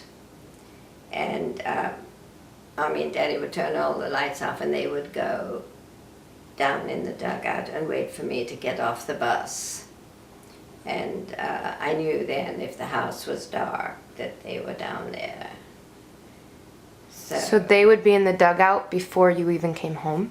Yeah, during that year. Yeah, because they started the bombing so early, and like here, the darkness started coming, right at around tea time, 4:30, 5 o'clock.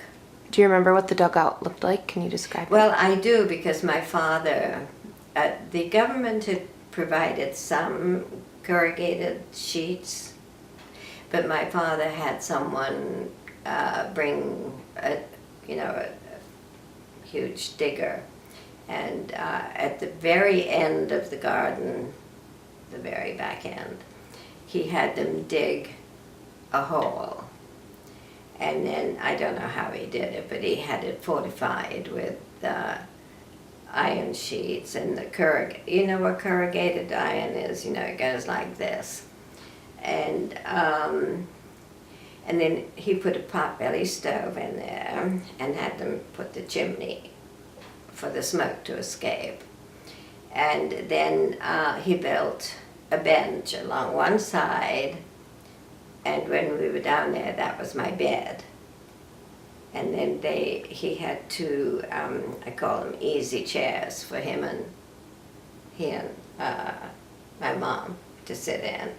And then they would always, of course, take the tea kettle down and put it on the hob stove, the potbelly stove. And I think we must have had some snacks or something down there, but I don't remember exactly, because by the time I got home from work, I was tired, and I laid down. There was nothing else to do. We had no music, no anything, no radio, and we would listen for the bombers to come over, and you could hear the motors. And I guess eventually I must have gone to sleep, but in the morning when we woke up, we could, we knew they wouldn't come back again for a while, so we could go back in the house. but as we did when we heard the bombings, it just seemed like everyone got up and went outside to see if there was any damage and see who, if anyone had been hit. And there was occasions when there were. But everybody helped everybody else. And then life went on. We had to go to school,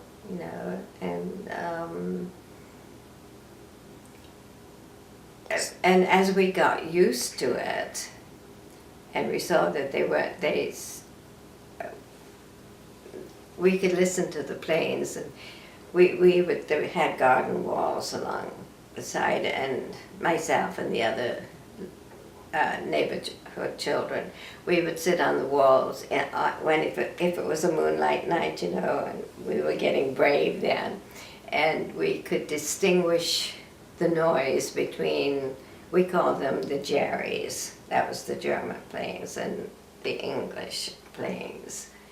And if we thought they were getting really close, then we'd scatter and go down to our dugouts, But we made a game of it because some nights they didn't come over.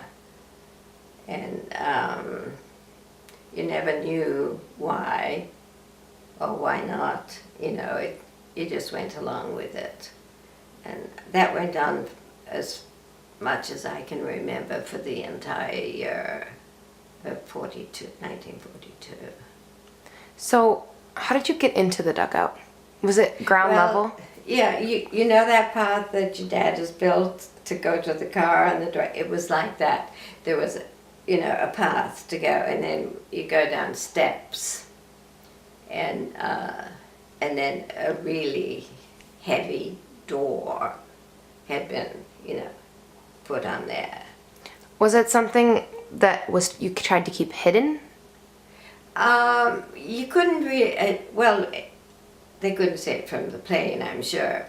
But for people who didn't have the garden space or didn't want to make a bomb shelter, there was a public shelter on some spare ground. And they could go in there. Did you ever have anyone else come into your bunker? No, it wasn't big enough only for the three of us. And you slept there all night, and your parents slept in chairs? I know, the one when he made the bench, my mom made a cushion, on it, and a pillow. And they thought I should sleep there because I had to get up in the morning and get ready, to go to work. And Daddy only had to go across the road, So, like I say, it was just the way of life. And you didn't question it, you just lived it. And every night you would go down there? Yeah, almost every night. Before the heavy bombing started, I have to tell you this, I think I may have told you before, we heard the sirens, we had gone to bed. And, one time, I woke up in the middle of the night and I thought there was a firebomb coming through my window. This was in my sleep, I got up and because I had a huge window in my bedroom. And then, of course, when I screamed and Mommy rushed in to see what was the matter, and I told her, there's a firebomb coming in my window. And she shook me and she said, wake up, you're dreaming. And when I looked out again, it was the full moon shining in my window. That was one incident. And then another one was the sirens blew and Mommy knocked on my bedroom door. She said, come on, Irene, let's go. We have to go down there's going to be an air raid, is what they called it. And so I quick jumped up and, got dressed and I was ready to go. And then my mom started laughing. I said, what's so funny? She said, your dad's in there trying to get dressed, and he was swearing. He put his pants on backwards in the dark because you couldn't put a light on. You had to, feel to do it. So I remember that. And other than that, we really escaped. Did the sirens ever go off when you were at school or during the day? I know, not really. They started in the afternoon. There was one, though, on a Sunday when I was coming home from Sunday school and morning worship, and the sirens didn't go off, but all of a sudden we hear this gunfire, and a plane came down. And when he went down, we knew he was bombing something or other, and there was a canal that ran through there, and we went up the steps to go over the bridge so we could see what had happened. And there was a park over on the other side, and the plane had come down and strafed the children who were playing in the park. You know, they were on the swings and slides and everything. And when I say straight, that means they came down and they did that. That was what we heard was it's like bombing, but it's not, it's shooting. And they strafed all the, you know, there weren't that many, but there were children playing in the park. And with that, I swear, I had got wings on my feet. I flew home. I was petrified. And when I got home, I was so out of breath, I couldn't even stop to tell my mom what I'd seen. So you heard the plane come, and you We heard were it. You walking heard, home. and this was in the afternoon. No, this was in the morning. We'd gone to about around noon, 11, 12, I don't know exactly, because we'd been to morning service and then morning Sunday school, and we were walking home, and we heard this plane. He was like dive bombing, you know, and when they do that, you can't tell which plane it is, but you say out loud to each other, quick, we have to hide, there's a plane, you know. But then when we heard this, sounded like shooting. And then we knew what was going on. And when it died down, because we hid behind the wall, as I remember, there were 3 or 4 of us together. We hid behind the wall of the church, of the churchyard. And then when the noise all stopped, we wanted to go and see what was, you know, what had taken place. How close did you get to it? Well, we were quite close because we went across the street to the beginning of the bridge that went over the canal. And then it was on the other side of that where the park was. And of course, you know, it was a terrible sight to see. And we just turned tail and we all ran home. You can still see it. Oh, yeah, I think about it quite often. That was for me, one of the worst things to see. One other time, when they had bombed, I think it was the people in the council houses, they're a little way from us, and the front of this house had come down, and they had bombed the house, and there was a man laying in the tub, but he wasn't laying in the tub anymore. He was hanging over the tub, and he was dead. And I suppose he was he must have been taking a bath and didn't get out in time. You know, this wasn't on the same day as the strafing. This was another time when after the all clear sounded, the grown-ups all went out and took a walk around to see if everyone was safe or if anyone needed help, you know. But that was as close as it came to my house. How close was it? Well, we didn't call them blocks then. Probably from where I'm sitting here to that red fence there. Like your neighbor? Yeah. That's pretty close. Yeah. That's like a house Well, away, it not even. sounds, when you're in the dugout and they drop them, it sounds like it's your house, you know. And then when you go out, you're pretty well pleased that it wasn't your house, but it was a neighbor's house. And, you know, you didn't know what to do. I didn't at the time. I don't know what they did, but we weren't as bad off as the people in the city and the people in London. They killed a lot of people in London and a lot of buildings.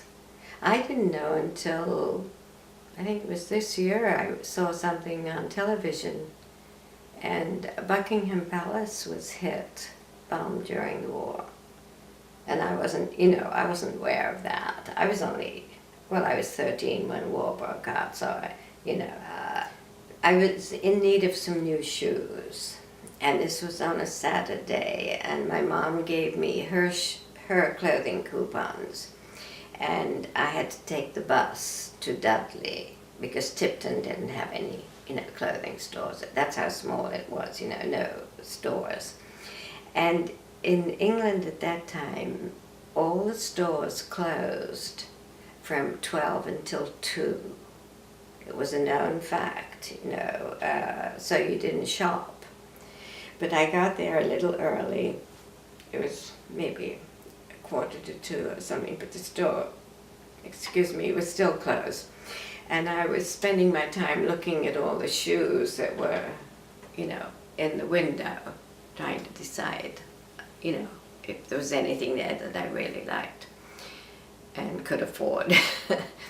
And all of a sudden, someone came to my back and said, "Hello, how are you?" And I turned around, and it was this American soldier, because he was dressed, in soldier's uniform.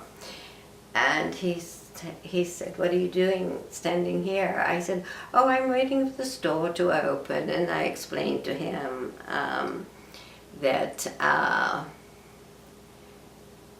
all the stores closed for 2 hours for lunch. And I said they'll be open in a few minutes. And we got to talking, and he was stationed in Dudley, and he told me where he was from and everything. And in the course of the conversation, I found out that he belonged to a Methodist church, and he told me that he sang in the choir. And I sang in the choir at mine. I said, "Well, would you like to come to my church?" I said, "We have an evening, Sunday evening, and it's a Methodist. It was a Wesley Methodist." And I said, "You can take the bus from here." And I told him what time it was, 6 o'clock. How old were you? Hmm? How old were you? I don't think I had my 19th birthday yet. I think I was still 18. Oh, So maybe I did. I don't know. You were still servicing the war? No, I had come home then. So you were already That's home when from the war? Yeah. Where am I now? Let me see. Yeah, I must have, because I was working at the insurance company. Oh no, I know I backed up. I'm sorry, I got backed up. No, I was on leave. That's where. You were on leave? On leave, yeah. Okay. Because I backed up to tell you how you said how we got acquainted.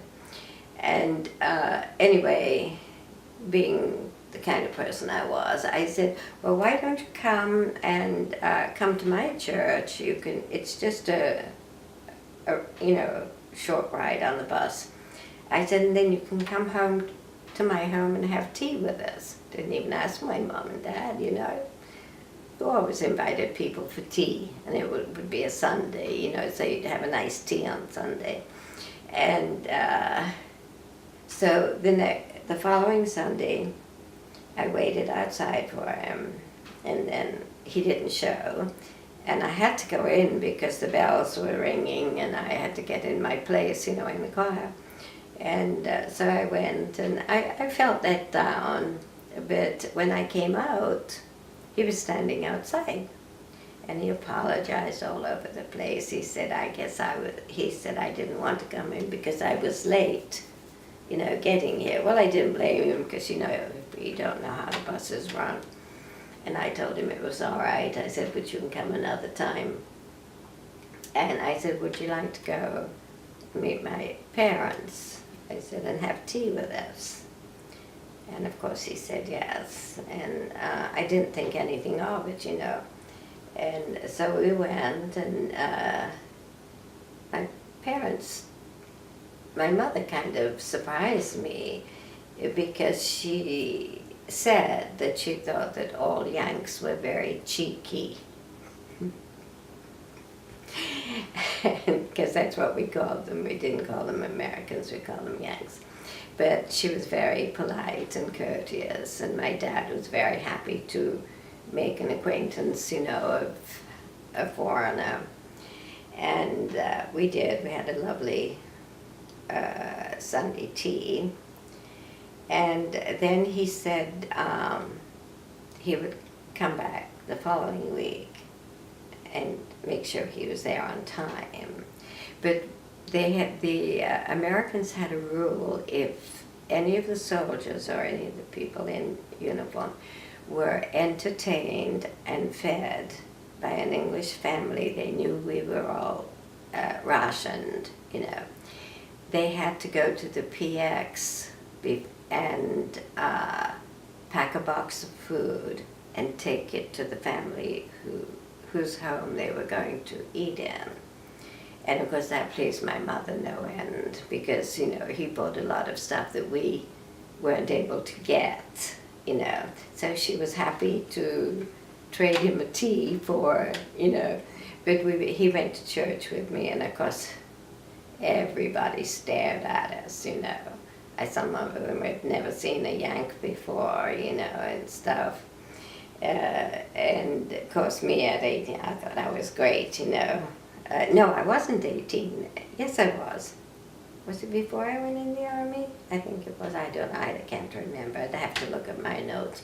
But anyway, I thought I was the queen bee, because I had this Yank that I took to church with me. Excuse me. And then he became a habit when he wasn't off training or doing whatever they do. He would take the bus and come. And about the most we could do was take a walk. We'd walk all over the place and stuff. And then he didn't take me to buy a ring. He gave me a ring that he said he had bought. He was going overseas and Going home? no, going back to Europe. He was going off to Europe. He had, to France and Germany. And he gave me the ring. Do you remember where you were when he proposed, or how he proposed?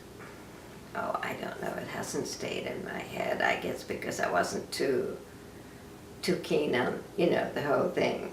But it was right after that I went, that's right, it was right after that I had my 18th birthday, and I had to go in the Army. But when I was 18, I had to report to the the employment office. That was the law, and tell them that you had achieved your 18 years old. And if you weren't in a war factory, making ammunitions and stuff, or you weren't working at a war job, you had to report. And when I went to see them, and I talked to the man, and he said, well, Missy, you're just an office clerk and it's not a war job. He said, so you will have to go in one of the armed services. He said the Army, Air Force, or Navy. or you can report for work at an ammunitions factory in the city of Birmingham. And I looked at him and I said, I can't make that decision. I said I would have to go home and talk it over with my daddy, which is what I called him that. And he looked at me and he says, oh, he said, that's wonderful. He said, not too many parents care these days what their children do. He said, but I'm glad you know that you have to get your parents' permission. And he said, you go home, my dear. Just like that. And he said, talk it over and come back next week and let me know what they've decided. So I went home like a good little girl, told my parents, and they had a discussion about it, and they said, we don't want you to work in an ammunition factory because it's too dangerous. And also you would have to be billeted in a private home in the city. And by billeted, you live in someone else's house. And, my age had a lot to do with my folks wanting to, protect me. And I still needed guidance, as my father said, and restrictions. And so they talked it over and they said, well, we think you'd better go in the ATS because they said you will have set rules and set times and people expecting you to obey, all this stuff. But he didn't want me to go in the city, and he didn't want me to work in an ammunitions factory. So next week I went back and I said, well, my daddy told, and I explained it to him. And he said, fine. He said, we'll put you in the ATS. And then he said, we'll notify you where you will go for your training. So they sent me a letter and told me that I should report for duty in Edinburgh, Scotland. But it was near Edinburgh. It was a place called Dalkeith Abbey, and it was just behind Princess Street in Edinburgh. And so I had to take a train. My mom and dad took me to the train station with my suitcase and packed my jammies, but I didn't pack my house coat. But I was so cold up in Scotland, and we had outside bathrooms and showers. They were covered, but you had to walk from your billets to the showers, and it was cold. And I didn't have my robe, and so I wrote my mom a letter and said, do you think you could send it to me? Guess they issued you flannel pajamas, but they didn't issue you a robe. So my mom mailed it to me so I could have it, because I was cold. And that was where I did my training. We were billeted in like huts, and there were beds on both sides. I never really did get a good count. There was either 12 or 14 beds on each side. But we each had our own bed and a footlocker at the end to keep your personal stuff in, And you had to make your bed every day. And then they came around and inspected it to see if your corners were right. But I just fell in with it, and I got this really good friend. Evelyn Mackenzie was her name, and she was from Glasgow. And she seemed older than me, but I think it was because she had a large family. She had red hair, and she was a takeover kind of person, but she took me under her wing, and we became very good friends. And What kind of things did they teach you in training? We had to do exactly like the guys did. We had to do marching and running and all those physical, things first. And then we had to take tests to see where we would best fit in. And I don't know why, for some reason, they thought I should go in the Signal Corps, and that was underground, and be a telephone operator. And I had to work shifts. I had to work nights sometime, nights and mornings, and then, evenings. What And kind so- of... Oops, sorry. No, so that's what I did. I became a telephone operator in the Signal Corps. What kind of communications did you have to experience? Well, just orders that were coming over the phones, and you'd have to hand it over, tell which officer they were calling to speak to.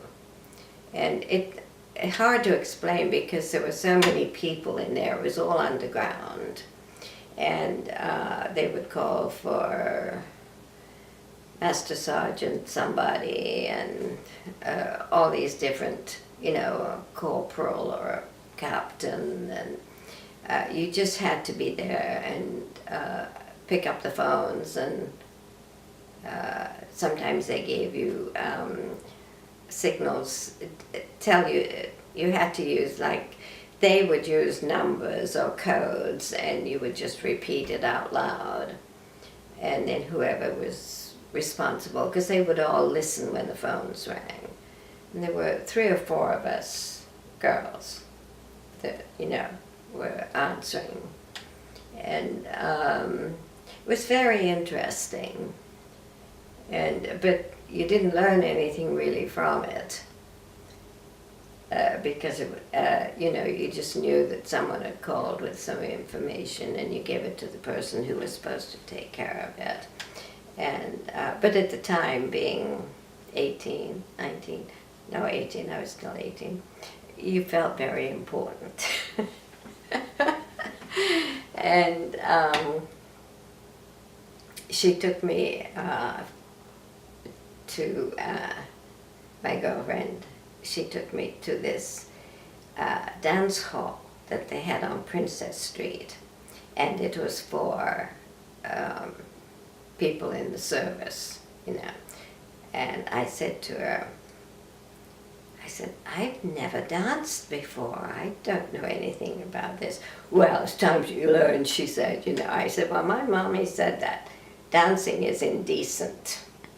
And she just laughed at me, and she says, we'll see.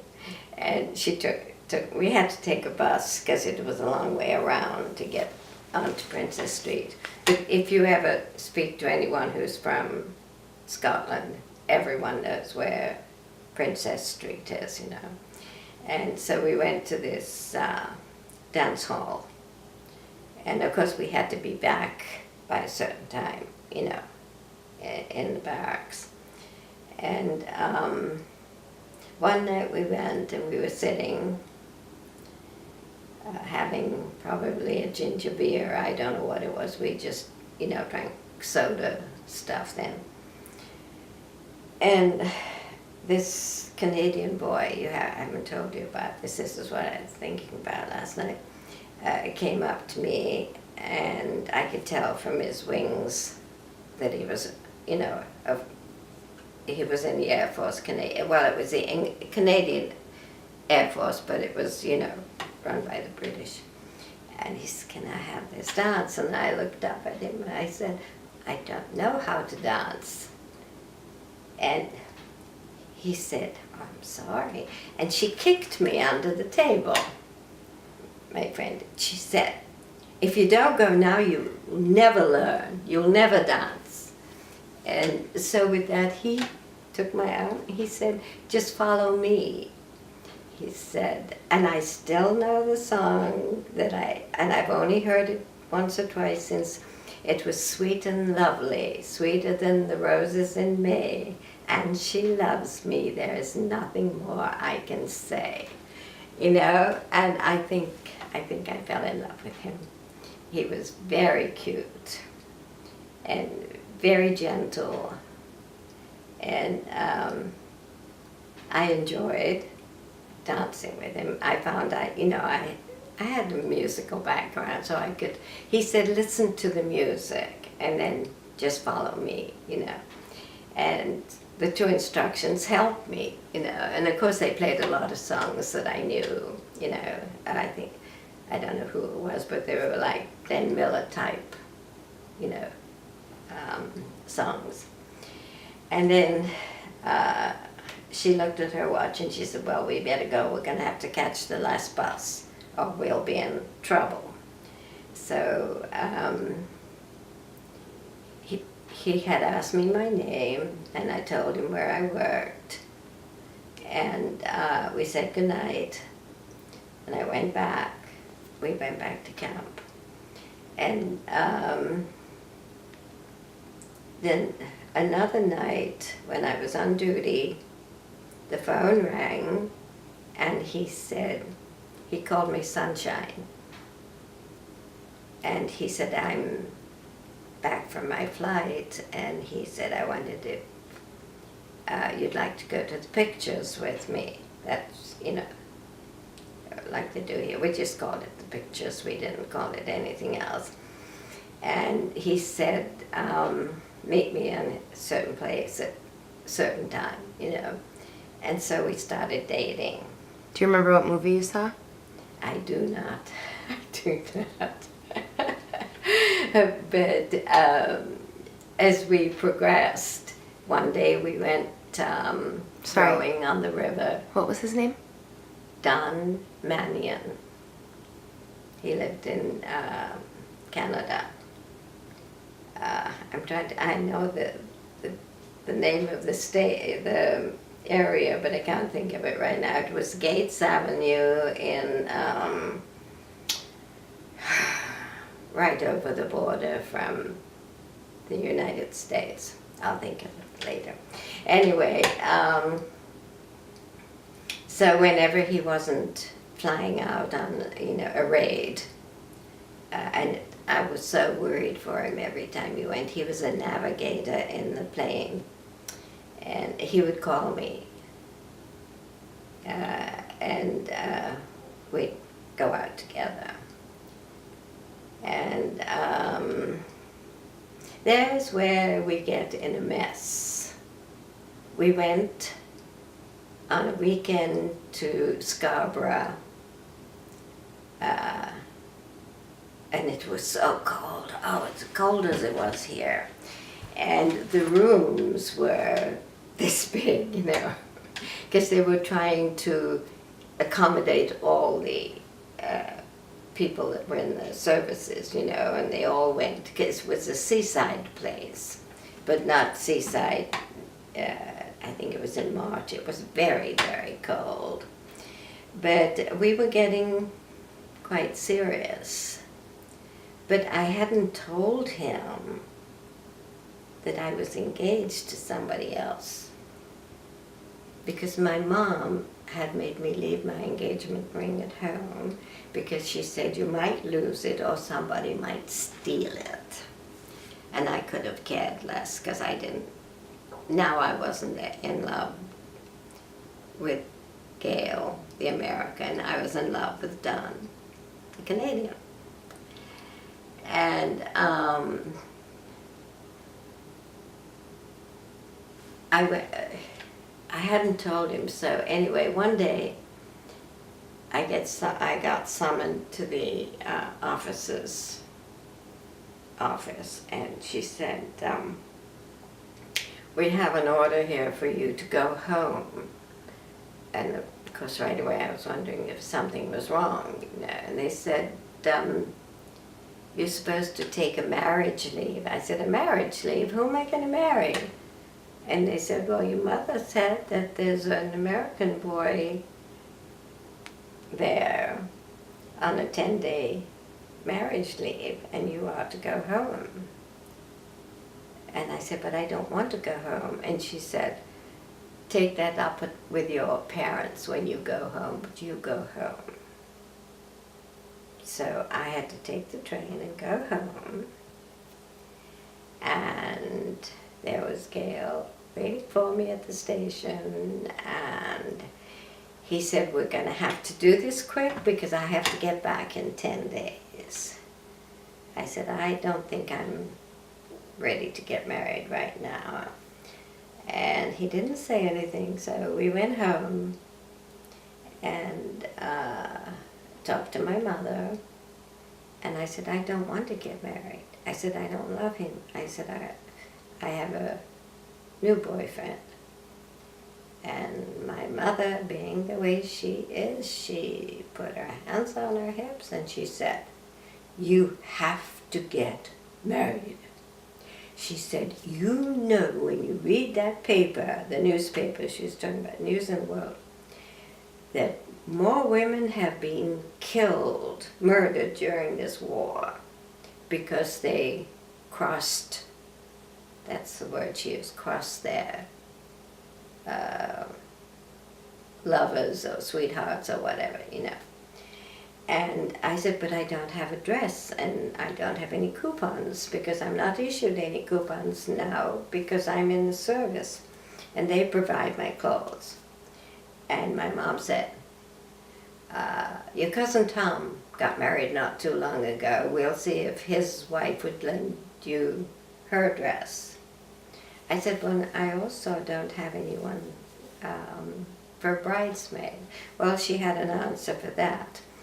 Ruth Buffy's, that was a girl that used to go to school with me, sister got married on such and such, and she's built like you, and she wore a bridesmaid's dress. You can go up and see Ruth, we didn't have telephone set, and see if she will lend you her dress.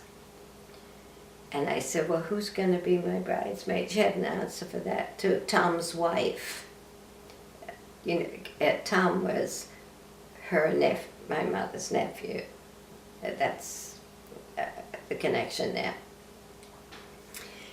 So it was all taken out of my hands, and my mother had called the pastor at the Episcopal Church, and my father had rented a limousine, and he'd even asked his friend to be Gail's best man. They'd done all this before I even got there. And the dress was way too big for me. I did have a picture of myself in it and I hated it. I tore it up.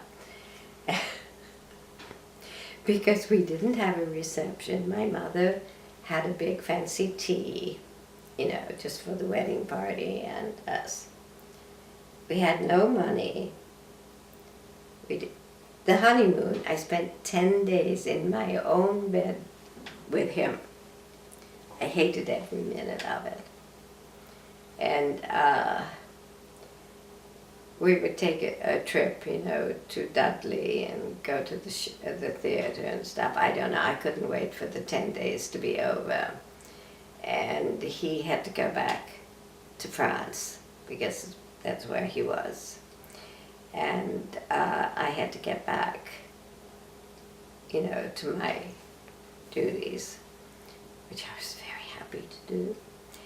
And in the meantime, Don had gone to see me. He didn't know. And Mommy wouldn't let me take the ring because she said you might lose it or someone might steal it. She didn't trust anybody. And so I left it at home, so that's why Don never knew I was supposedly engaged. I did not.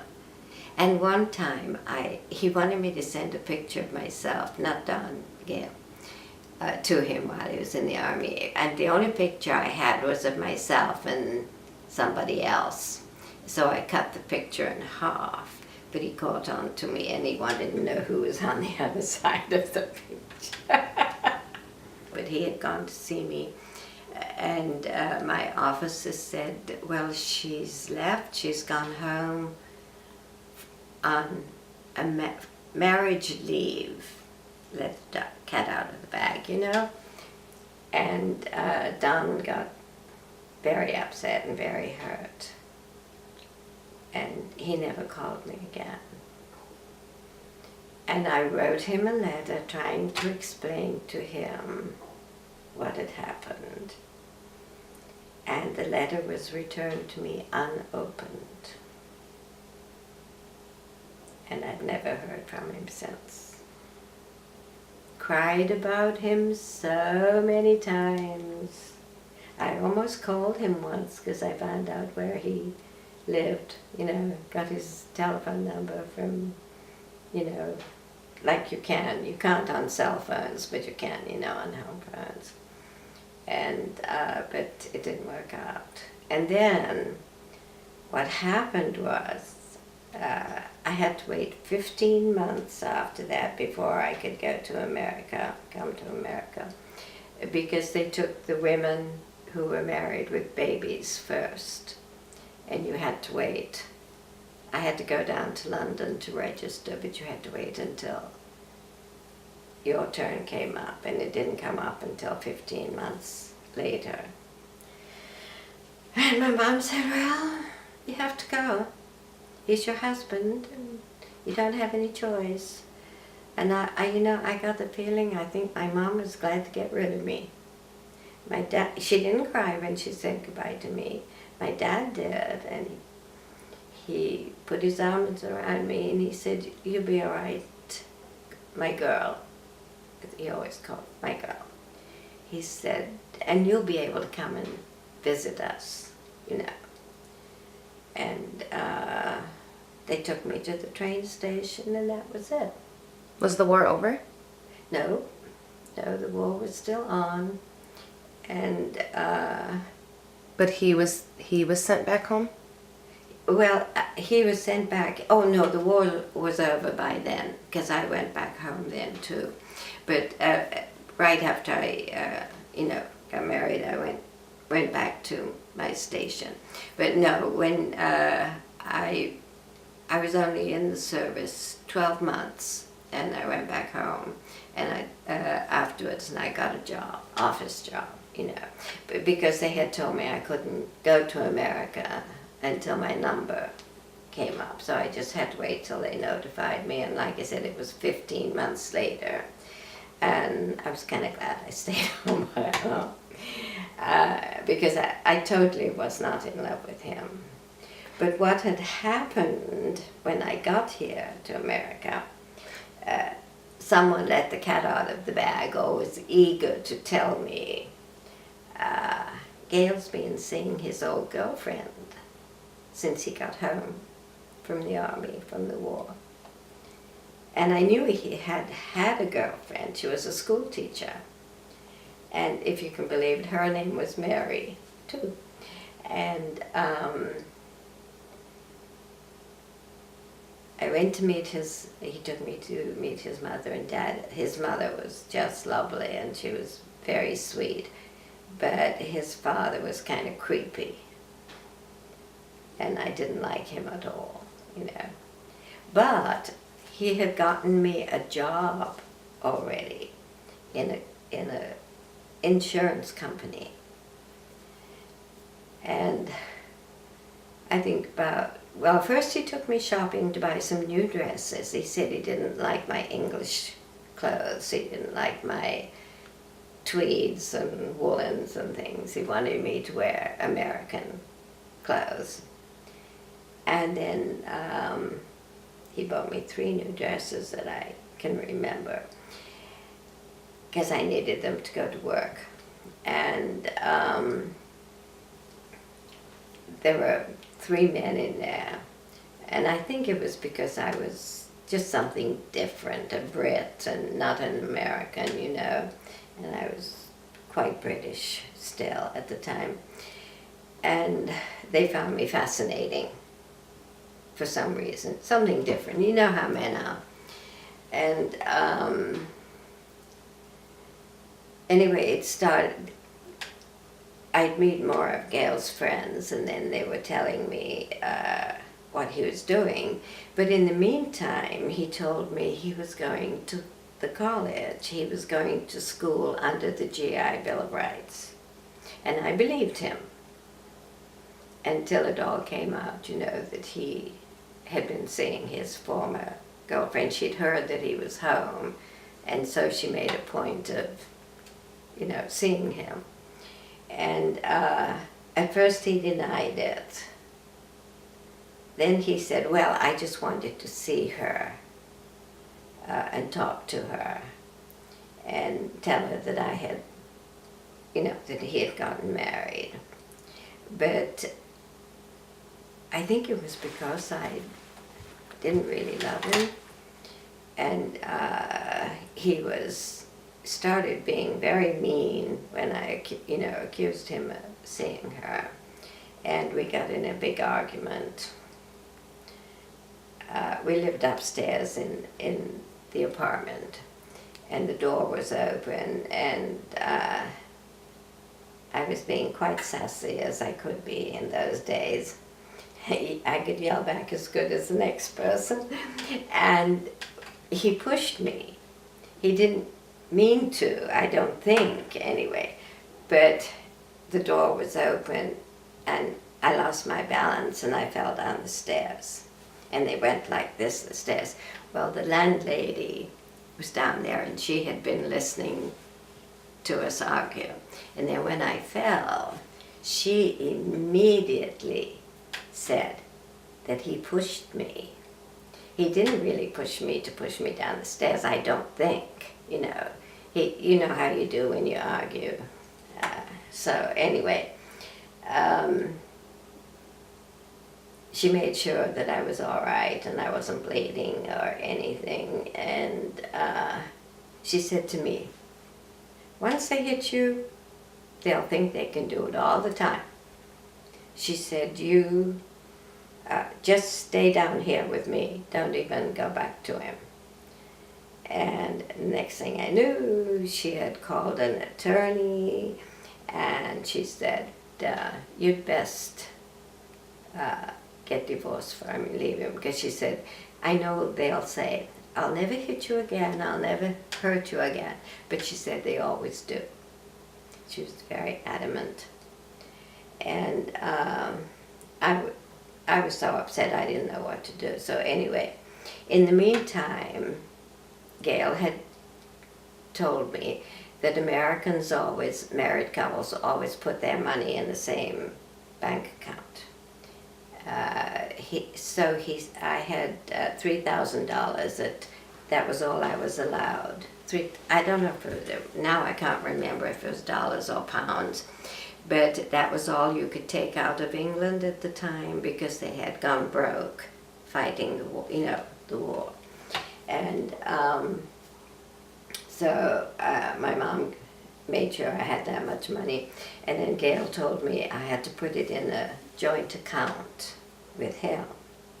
Well, then when we went to court, and I didn't know what the heck was going on, but the judge, listen, she told most of the story. Mrs. Guzman, she was the lady, the tenant, you know, from the apartments, and she had told her story, so he didn't want to hear mine, but he said to me, he asked me how long we'd been married, and I told him why I had to wait until I was given a number that I could come.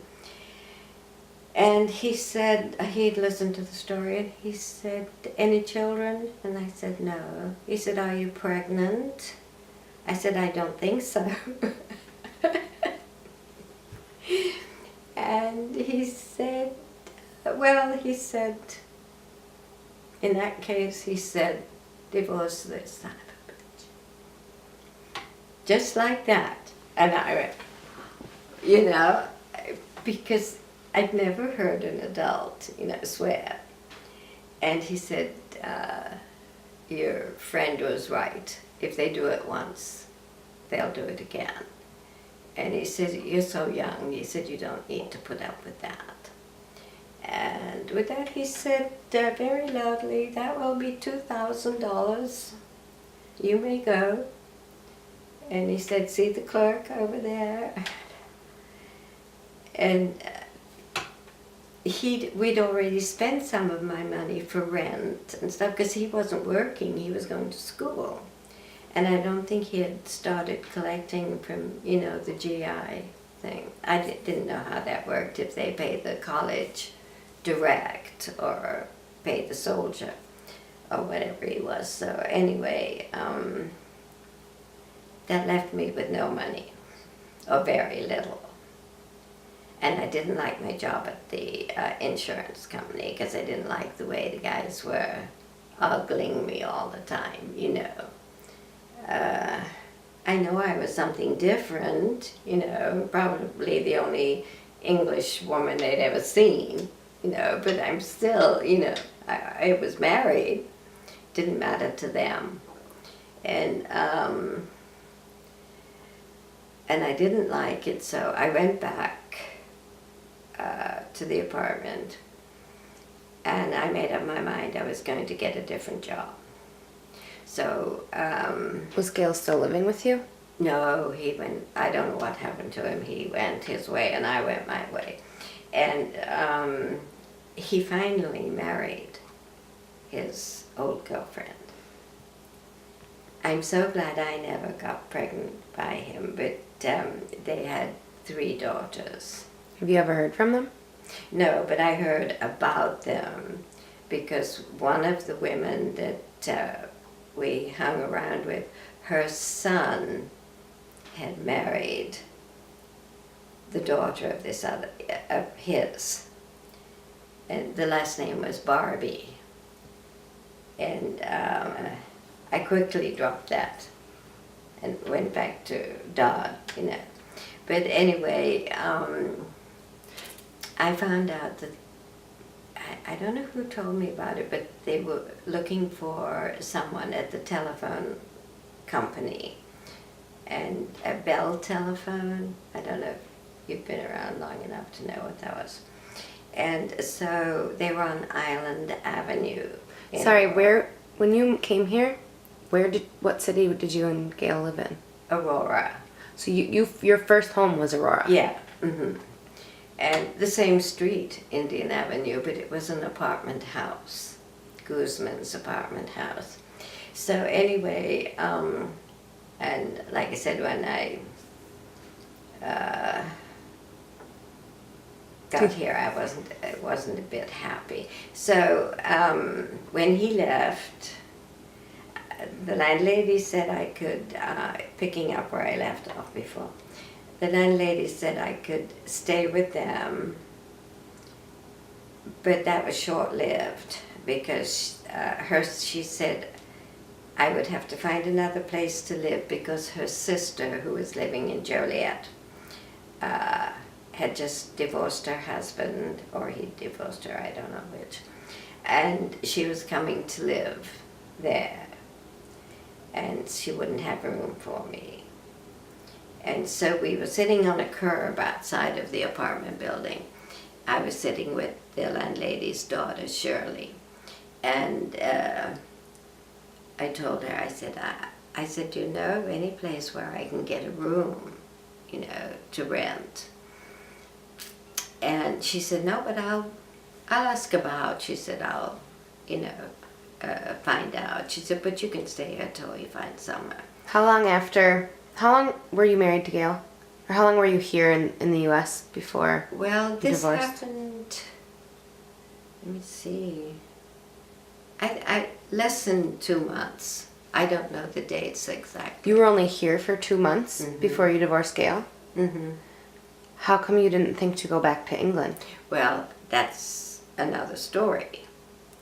I had said to Shirley and her mother, and I also said it to Ernie after I met him and got to know him, because Ernie wanted to get engaged and get married to me, and I said, I don't want to marry. Sorry, wait, hold on, I'm going to back you up. Okay, let me tell you how this all happened. I was sitting there with Shirley, and first this boy came along, and she introduced me, and it was Ernie's brother, Bob. But I didn't know anything about Ernie then. And Bob knew Shirley from high school. And he said hello, and she introduced us. And then she said, Irene's looking for a room because she has to leave here because my aunt's coming to stay. And she said, do you know of anywhere? And Bob, being a donker, he said, well, I've got 5 married sisters. So anyway, he said one of them should have a room that they can, because I said I'll be willing to pay rent. And he said, I got one sister that lives right over there, my sister Helen. And so he said, nice to meet you, and I'll let you know when I find out. Well, lo and behold, I think the next day or something, he said, my sister Helen would like to meet you and talk to you before she promises that she'll let you stay there. But she was really excited to meet me because I was from England and all that good stuff, And so he came and got me, and we walked across the yards and to Helen's house. And we went in, he introduced me, and she was very nice. And she said, I talked it over with my husband, and he said if you were willing to share a room with Chubby, or was it Tubby? The father was Tubby, and I think the kid was Chubby. I don't know, they're nicknames. And he was only 3 years old. And she said, you can come and stay with us. And she said, I'll show you where to catch the bus, to go to work. And she said, and besides that, she said, we won't charge you any rent. Tubby said, her husband said, if you help me sometimes around the house, and if you will babysit on occasions, because they had a 3-month-old baby. She's talking to me who'd never even held a baby. But so it sounded too good to be true, but it was true. She told me how to catch the bus, because I had the job then at the phone company, and I had to work shifts, And true to her word, she didn't charge me anything, and she fed me, did my laundry, and I used to help her with the dishes. And one day she was washing, I was drying, I think, something like that. And this guy walked in. She turned and she looked at him and she said, what the hell are you doing here? And, because that's the way Helen spoke.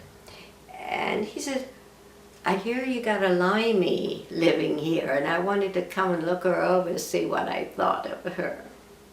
And he had just been stationed in England, but he'd been in the hospital. He had shell shock. So she introduced me to him. And he stayed and talked a while, and talked about England, and kissed Helen and said, I'll be seeing you. And she said, no doubt. And so after that, he came back another time and asked me if I would go to the pictures with him. But he took his brother Bob too. The 3 of us went to the movies. And then pretty soon he dropped Bob. He let Bob, didn't invite him to go again. Oh, we did one time. We went to a fair on Farnsworth Street once, the 3 of us. But soon it was just him and I. And we were going out together. And then he said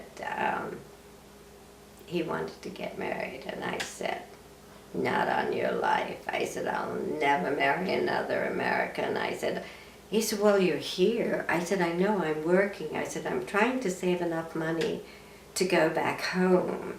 Well, because, you know, that was going to cost me at least $1,000. And when you're only making $12 and something a week, you're not going to get to 1,000 anytime soon. And, but like I said before, I don't always think things through. I know what I want and I just, you know, spout them out. So that's how I met him. And I didn't, but Helen, she was kind of a romantic. And I used to put my mother had given me a ring. I think your mother wears it right now, with the 5 little diamonds in it. You've seen it. Well, that was my mother's ring, and I gave it to your mom. And I used to put it, Helen had a sideboard with tall candles, and when I do dishes, I used to put my ring on, you know, on the candle, like a ring holder. I never even missed it for a long time, you know. And she had taken the ring and given it to Ernie to take to the jeweler's to size a ring for me. And so he came back and he had an engagement ring and he handed it to me and he said, will you marry me? And that was when I told him no, I was going back home. He said, well, wear the ring anyway. So he put it on my finger. And Helen encouraged him, you know, because she was a, you know, matchmaker. And he kept pressing me, and I said, I don't think my folks will like this at all. And he said, well, why don't we call them and find out? I said, they don't have a telephone. But I knew that my neighbor did, you know, next door but one to my mom and dad, because he used to teach, tried to help me with my algebra in school. That's how come I knew he had a phone in his house. And so I put a call to their house and told them that could they get my mom or my dad to the phone. I needed to talk to them because they were so excited to get a telephone call from America, you know. And both my parents went over then to their house. And I told them, or Ernie talked to them first, and then he gave me the phone. And my mother said very curtly, don't you think those Yanks have done enough harm to you, my girl? I said, yeah, but this one's different. She said, they're always different. And I don't remember what else she said to me. And then she put Daddy on the phone, and I explained it to him. And he said, well, my girl, that's what he always called me, as you make your bed, you must lie in it.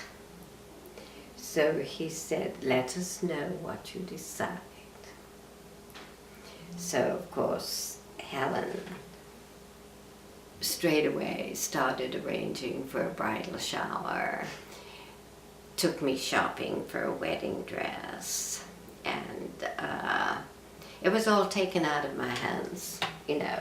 And then, of course, knowing the Donker girls, you know, the aunts and uncles, some of them approved and some of them didn't, strictly because they were strict Catholics and I had been divorced.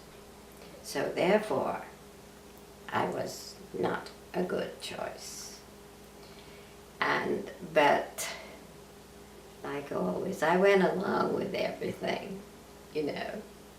And we got married in Helen and Tubby's house by a judge or somebody, whoever is able to perform.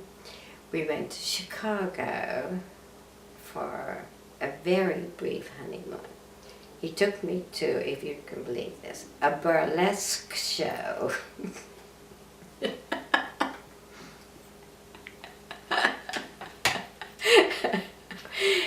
And then we stayed at a hotel.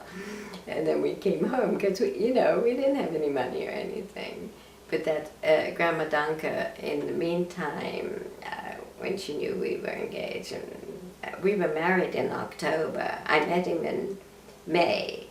He had just come home and it was Memorial Day, and that was it. My first date with him was to the family Memorial Day picnic at Grandma Danka's. That was my first date with him. And then the rest just proceeded. And Grandma Danka, in the meantime, had a room built right across the front of her house because you couldn't find rooms. All the soldiers had come home, and there weren't any rooms to be had. And we turned it into a bed sitting room. And that's where we stayed until after Robin was born.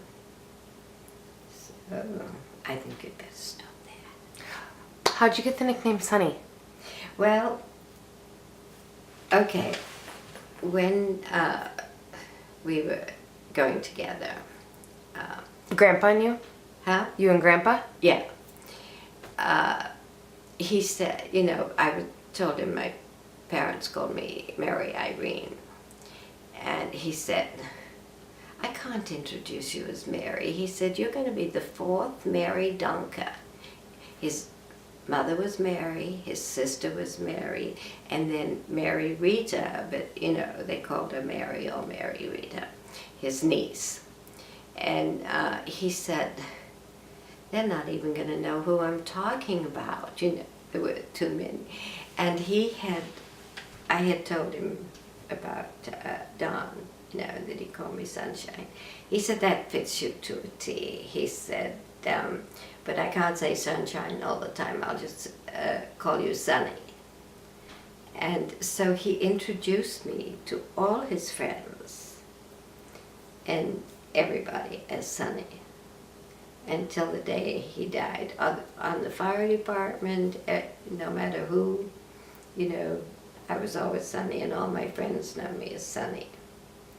And now, when, like the doctors call me, and they call me Mary, or the bank, and half the time I don't know who they're talking to.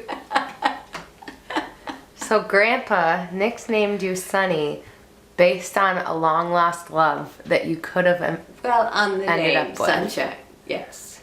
That's crazy.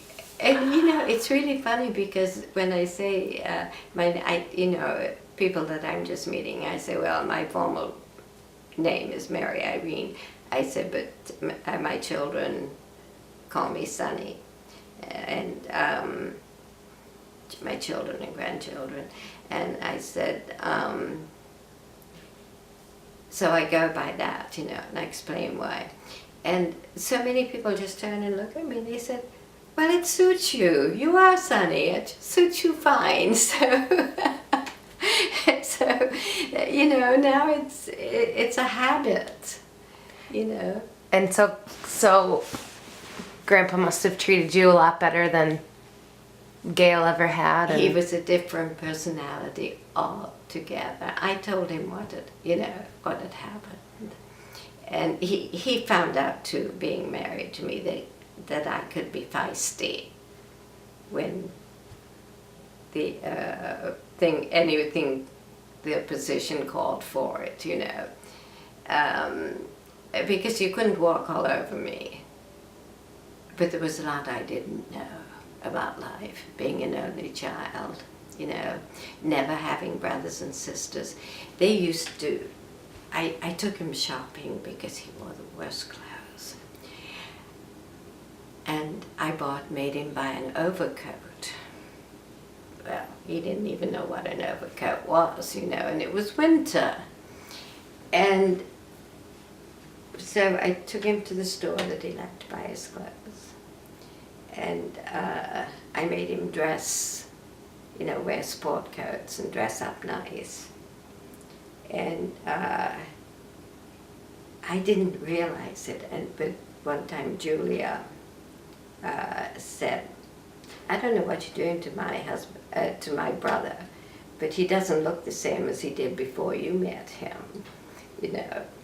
And she said, he won't wear those fancy clothes you're making him. But he did. And he learned that he had to dress up when we went out, you know, dancing or, you know, something. And then I had to learn that I couldn't go out and buy everything I wanted. Well, when I was going to Chicago, I was going to be interviewed by someone who worked for the Chicago Times. So I went to Montgomery Ward's because I didn't know all the stores, you know, and I bought a beautiful black dress because I wanted to look my best because I knew he was going to take pictures of me because they portrayed me as the first war bride to come, you know, to Aurora. Do you have that article? Probably not, I don't think so. What newspaper? The Times, but you have to realize that it was like 60 years ago. Like the Chicago Times? Mm-hmm. So, so I wanted to look nice because that's the way I was raised. You know, when you're doing something special, you dress the part. And Julia saw me in it. Where did you get that? No, it was a dress shop I went to buy it. I told her where I went, and she said, you could have bought one like that, much cheaper at Montgomery Ward's, because I had bought it at a dress shop, you know, and I didn't tell her how much I paid for it, but she knew it was expensive, and they criticized me all the time. And I got thick-skinned after a while. And I didn't pay any attention. I would cry and tell Ernie what they said.